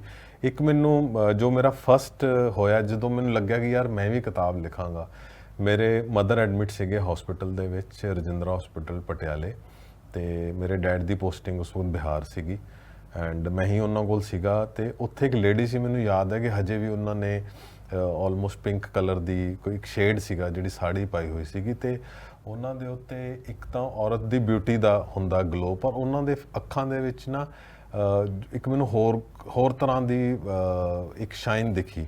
ਮੈਂ ਬਾਹਰ ਸੀਗਾ ਰਜਿੰਦਰ ਹਸਪੀਟਲ ਦੇ ਬਾਹਰ, ਜਿਹੜਾ ਉਹ ਲੌਬੀ ਹੁੰਦੀ ਹੈ ਉੱਥੇ ਕਾਫੀ ਬੈਠਣ ਦੀ ਜਗ੍ਹਾ ਹੁੰਦੀ ਹੈ ਉਹ, ਤੇ ਉੱਥੇ ਉਹਨਾਂ ਨੇ, ਮੈਂ ਬੈਠਾ ਸੀ, ਕਹਿੰਦੇ ਬੱਚੇ ਤੁਸੀਂ ਇੱਥੇ ਕੌਣ ਹੈ ਤੁਹਾਡਾ, ਤੇ ਮੈਂ ਉਹਨਾਂ ਨੂੰ ਦੱਸਿਆ ਮੰਮੀ ਨੇ ਇਹ। ਉਹ ਕਹਿੰਦੇ ਤੂੰ ਕੀ ਕਰਦਾ? ਮੈਂ ਕਿਹਾ ਜੀ ਮੈਂ ਇੱਥੇ ਪੜ੍ਹਦਾ ਐਂਡ ਆਲ ਦੈਟ। ਤਾਂ ਉਹ ਕਹਿੰਦੇ ਅੱਛਾ ਫਿਰ ਜੇ ਤੂੰ ਪੜ੍ਹ ਰਿਹਾ ਨਾ ਤਾਂ ਤੂੰ ਮੇਰੀ ਕਿਤਾਬ ਪੜ੍ਹ ਲੈ। ਉਹਨਾਂ ਦੀ ਛੋਟੀ ਜਿਹੀ ਪੰਜਾਬੀ 'ਚ ਕਿਤਾਬ ਸੀਗੀ, ਇੱਕ ਉਹਨਾਂ ਦੀ ਇੰਗਲਿਸ਼ ਕਿਤਾਬ ਸੀ, ਉਹਨਾਂ ਨੇ ਮੈਨੂੰ ਦਿੱਤੀ, ਤੇ ਬੱਚੇ ਤੂੰ ਇਹ ਪੜ੍ਹਿਆ ਕਰ, ਕਿਤਾਬਾਂ ਪੜ੍ਹਿਆ ਕਰ। ਐਂਡ ਉਹ ਮੇਰੇ ਖਿਆਲ ਕੋਈ 35-40 ਸਾਲ ਦੇ ਹੋਣਗੇ, ਪਰ ਜਦੋਂ ਮੈਨੂੰ ਆਪਣੀ ਕਿਤਾਬ ਫੜਾ ਰਹੇ ਸੀ, ਜੋ ਉਹਨਾਂ ਦੀ ਅੱਖ ਦੇ ਵਿੱਚ ਇੱਕ ਪ੍ਰਾਈਡ ਸੀਗੀ, ਇੱਕ ਸ਼ਾਈਨ ਸੀਗੀ ਨਾ, ਮੈਨੂੰ ਲੱਗਿਆ ਯਾਰ ਕਿ ਕਿੰਨੀ ਵੱਡੀ ਚੀਜ਼ ਹੈ। ਸੋ ਉਹਨਾਂ ਦੀ ਮੈਂ ਕਿਤਾਬ ਵੀ ਪੜ੍ਹੀ, ਬਹੁਤ ਪਿਆਰੀਆਂ ਛੋਟੀਆਂ ਕਹਾਣੀਆਂ ਸੀਗੀਆਂ, ਕਵਿਤਾਵਾਂ ਸੀ, ਤਾਂ ਮੈਨੂੰ ਉਦੋਂ ਤੋਂ ਲੱਗਿਆ ਯਾਰ ਕਿ ਮੈਂ ਵੀ ਲਿਖਾਂ। ਤੁਸੀਂ ਅਧਿਆਤਮਿਕ ਹੋਗੇ, ਤੁਸੀਂ ਕੀ ਇਹ ਗੱਲ ਦਾ ਵੀ ਅਸਰ ਹੁੰਦਾ ਹੈਗਾ ਕਿ ਜਦੋਂ ਤੁਸੀਂ ਆਪਦੇ ਮਾਈਂਡ ਨਾਲ, ਆਪਣੀ ਬਾਡੀ ਨਾਲ ਬਹੁਤ ਸਾਰੇ ਐਕਸਪੈਰੀਮੈਂਟ ਕਰਦੇ ਹੋ, ਕਿਸ ਚੀਜ਼ਾਂ ਨੂੰ ਜਾਣਦੇ ਹੋ, ਉਹਨਾਂ ਤੋਂ ਡੀ-ਅਟੈਚ ਹੁੰਦੇ ਹੋ, ਫਿਰ ਅਟੈਚ ਹੁੰਦੇ ਹੋ, ਕਿ ਇਹ ਵੀ ਇੱਕ ਹੁੰਦਾ ਹੈਗਾ? ਹਾਂਜੀ ਹਾਂ, ਮੇਰੀ ਕੋਸ਼ਿਸ਼ ਹੈ ਕਿ ਮੈਂ ਜੋ ਵੀ ਮੈਨੂੰ ਪੜ੍ਹਨ ਨੂੰ ਮਿਲੇ ਮੈਂ ਮਿਲਾਂ, ਪਰ ਮੈਨੂੰ ਇਹ ਨਹੀਂ ਹੈਗਾ ਕਿ ਮੈਂ ਬਹੁਤ ਜ਼ਿਆਦਾ ਲਿਟਰੇਚਰ ਪੜ੍ਹਿਆ ਹੋਇਆ, ਜੋ ਕੋਰਸ ਮਿਲਿਆ ਉਹ ਪੜ੍ਹ ਲਿਆ, ਪਰ ਮੇਰੀ ਕੋਸ਼ਿਸ਼ ਨੇ, ਮੇਰੇ ਕੋਲ ਹਮੇਸ਼ਾ ਕੋਈ ਨਾ ਕੋਈ ਕਿਤਾਬ ਜ਼ਰੂਰ ਹੋਏਗੀ ਪੜ੍ਹਨ ਦੇ ਲਈ। ਜੇ ਮੈਂ ਡਿਟੈਕਟਿਵ ਨਾਵਲ ਮੈਨੂੰ ਕੋਈ ਚੰਗਾ ਲੱਗਾ, ਫਿਰ ਮੈਂ ਡਿਟੈਕਟਿਵ ਨਾਵਲ ਹੀ ਪੜ੍ਹਦਾ ਰਹਾਂਗਾ। ਜੇ ਮੈਨੂੰ ਹਿਸਟਰੀ ਦੀ ਕਿਤਾਬ 'ਚ ਕੁਛ ਹੋਇਆ ਤਾਂ ਫਿਰ ਮੈਂ ਹਿਸਟਰੀ ਦੀ ਕਿਤਾਬ ਪੜ੍ਹਾਂਗਾ। ਇੱਕ ਮੈਨੂੰ ਇਹ ਜ਼ਰੂਰ ਰਿਹਾ, ਮੇਰੀ ਪੋਸਟਿੰਗ ਜੰਮੂ ਕਸ਼ਮੀਰ ਰਹੀ ਹੈ, ਰਾਜਸਥਾਨ, ਪੰਜਾਬ 'ਚ ਹਰ ਜਗ੍ਹਾ ਰਹੀ ਹੈ, ਸੋ ਮੈਂ ਜਿੱਥੇ ਵੀ ਜਾਵਾਂਗਾ ਮੈਂ ਪਹਿਲਾਂ ਉਸ ਜਗ੍ਹਾ ਦੀ ਹਿਸਟਰੀ ਦੀ ਕਿਤਾਬ ਜ਼ਰੂਰ ਪੜ੍ਹਾਂਗਾ। ਸੋ ਉਹ ਇੱਕ ਸ਼ੌਂਕ ਜ਼ਰੂਰ ਰਿਹਾ ਹੈਗਾ।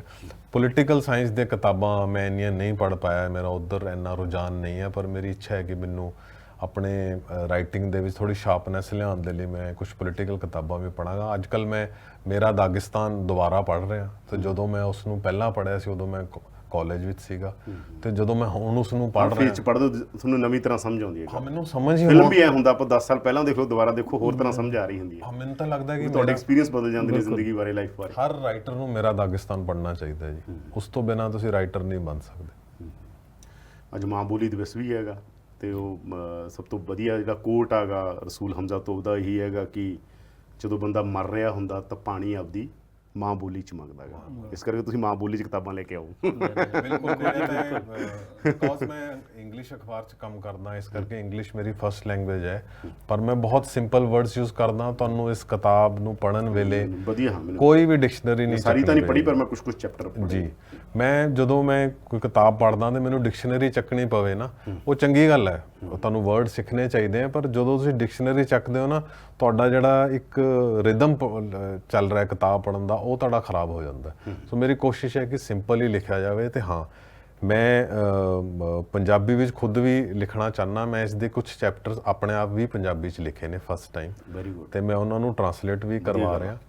ਤੇ ਇਸ ਜੇ ਆਪ ਲਿਖੋਗੇ ਤਾਂ ਤੁਸੀਂ ਉਹ ਸ਼ਬਦ ਲੱਭ ਜਾਂਦੇ ਨੇ, ਹਨਾ। ਉਸਦੀ ਟਰਾਂਸਲੇਸ਼ਨ ਕਰਨ ਵੇਲੇ ਕਈ ਵਾਰ ਜ਼ਿਆਦਾ ਮਕੈਨੀਕਲ, ਟਰਾਂਸਲੇਸ਼ਨ ਦੁਨੀਆ ਦਾ ਸਭ ਤੋਂ ਔਖਾ ਕੰਮ ਕਿਹਾ ਜਾਂਦਾ ਹੈ ਜੀ ਵੀ ਕਿਸੇ ਦੀਆਂ ਭਾਵਨਾਵਾਂ ਨੂੰ, ਕਿਉਂਕਿ ਜਿਹੜੀ ਲਿਖੀ ਹੋਈ ਗੱਲ ਦੀ ਇੱਕ ਭਾਵਨਾ, ਉਹ ਟਰਾਂਸਲੇਟਰ ਉਹ ਭਾਵਨਾ ਨਹੀਂ ਸਮਝ ਰਿਹਾ ਹੁੰਦਾ। ਕਈ ਵਾਰ ਬਹੁਤ ਹੀ ਕੋਈ ਰਿਚ ਟਰਾਂਸਲੇਟਰ ਸਮਝ ਲੇ, ਠੀਕ ਹੈ, ਪਰ ਟਰਾਂਸਲੇਸ਼ਨ ਅਕਸਰ ਹੀ ਉਵੇਂ ਨਹੀਂ ਹੁੰਦੀ ਜਿਵੇਂ ਕੋਈ ਸੋਚ ਰਿਹਾ ਹੁੰਦਾ। ਜੋ ਲਾਈਨਾਂ ਦੇ ਵਿੱਚ ਹੈ ਉਹ ਰਾਈਟਰ ਖੁਦ ਹੀ ਸਮਝ ਸਕਦਾ। ਬਿਟਵੀਨ ਦੀ ਲਾਈਨ ਜੋ ਪੜ੍ਹਨਾ ਹੈਗਾ ਜਾਂ ਬਾਕੀ ਚੀਜ਼ਾਂ ਨੂੰ, ਬਿਲਕੁਲ। ਤਾਂ ਧੰਨਵਾਦ ਬਾਈ ਜੀ, ਬਹੁਤ ਸਾਡੇ ਸਟੂਡੀਓ ਆਉਣ ਲਈ ਬਹੁਤ ਧੰਨਵਾਦ ਤੁਹਾਡਾ, ਬਹੁਤ ਧੰਨਵਾਦ। ਤਾਂ ਇਹ ਕਿਤਾਬ ਆ, ਇਹ ਕਿਤਾਬ ਫਿਲਹਾਲ ਅੰਗਰੇਜ਼ੀ 'ਚ ਆ, ਤੇ ਅੰਗਰੇਜ਼ੀ ਵੀ ਇਸ ਕਰਕੇ ਪੜ੍ਹਨੀ ਚਾਹੀਦੀ ਹੈਗੀ ਇਹ ਕਿਤਾਬ ਕਿ ਪੰਜਾਬ ਦੇ ਅੰਦਰ ਕਿਸੇ ਦੌਰ 'ਚ ਕੀ ਹੋ ਰਿਹਾ, ਔਰ ਖ਼ਾਸ ਤੌਰ ਦੇ ਉੱਤੇ ਜਿਵੇਂ ਇਹ ਜ਼ਿਕਰ ਆਗਾ ਕਿ ਇੱਕ ਮਾਂ ਆਪਣੀ ਬੇਟੀ ਬਾਰੇ ਇੱਕ ਸਪਾਰੀ ਕਿਲਰ ਨੂੰ ਕੀ ਕਹਿੰਦੀ ਹੈਗੀ, ਔਰ ਇਹ ਬਹੁਤ ਹੀ ਝੰਜੋੜਨ ਵਾਲੀ ਕਿਤਾਬ ਆ, ਔਰ ਪੰਜਾਬੀ 'ਚ ਵੀ ਆ ਰਹੀ ਹੈ ਜਲਦੀ, ਪਰ ਜੇ ਤੁਸੀਂ ਅੰਗਰੇਜ਼ੀ 'ਚ ਪੜ੍ਹ ਸਕਦੇ ਹੋ, ਅੰਗਰੇਜ਼ੀ 'ਚ ਵੀ ਜ਼ਰੂਰ ਪੜ੍ਹੋ।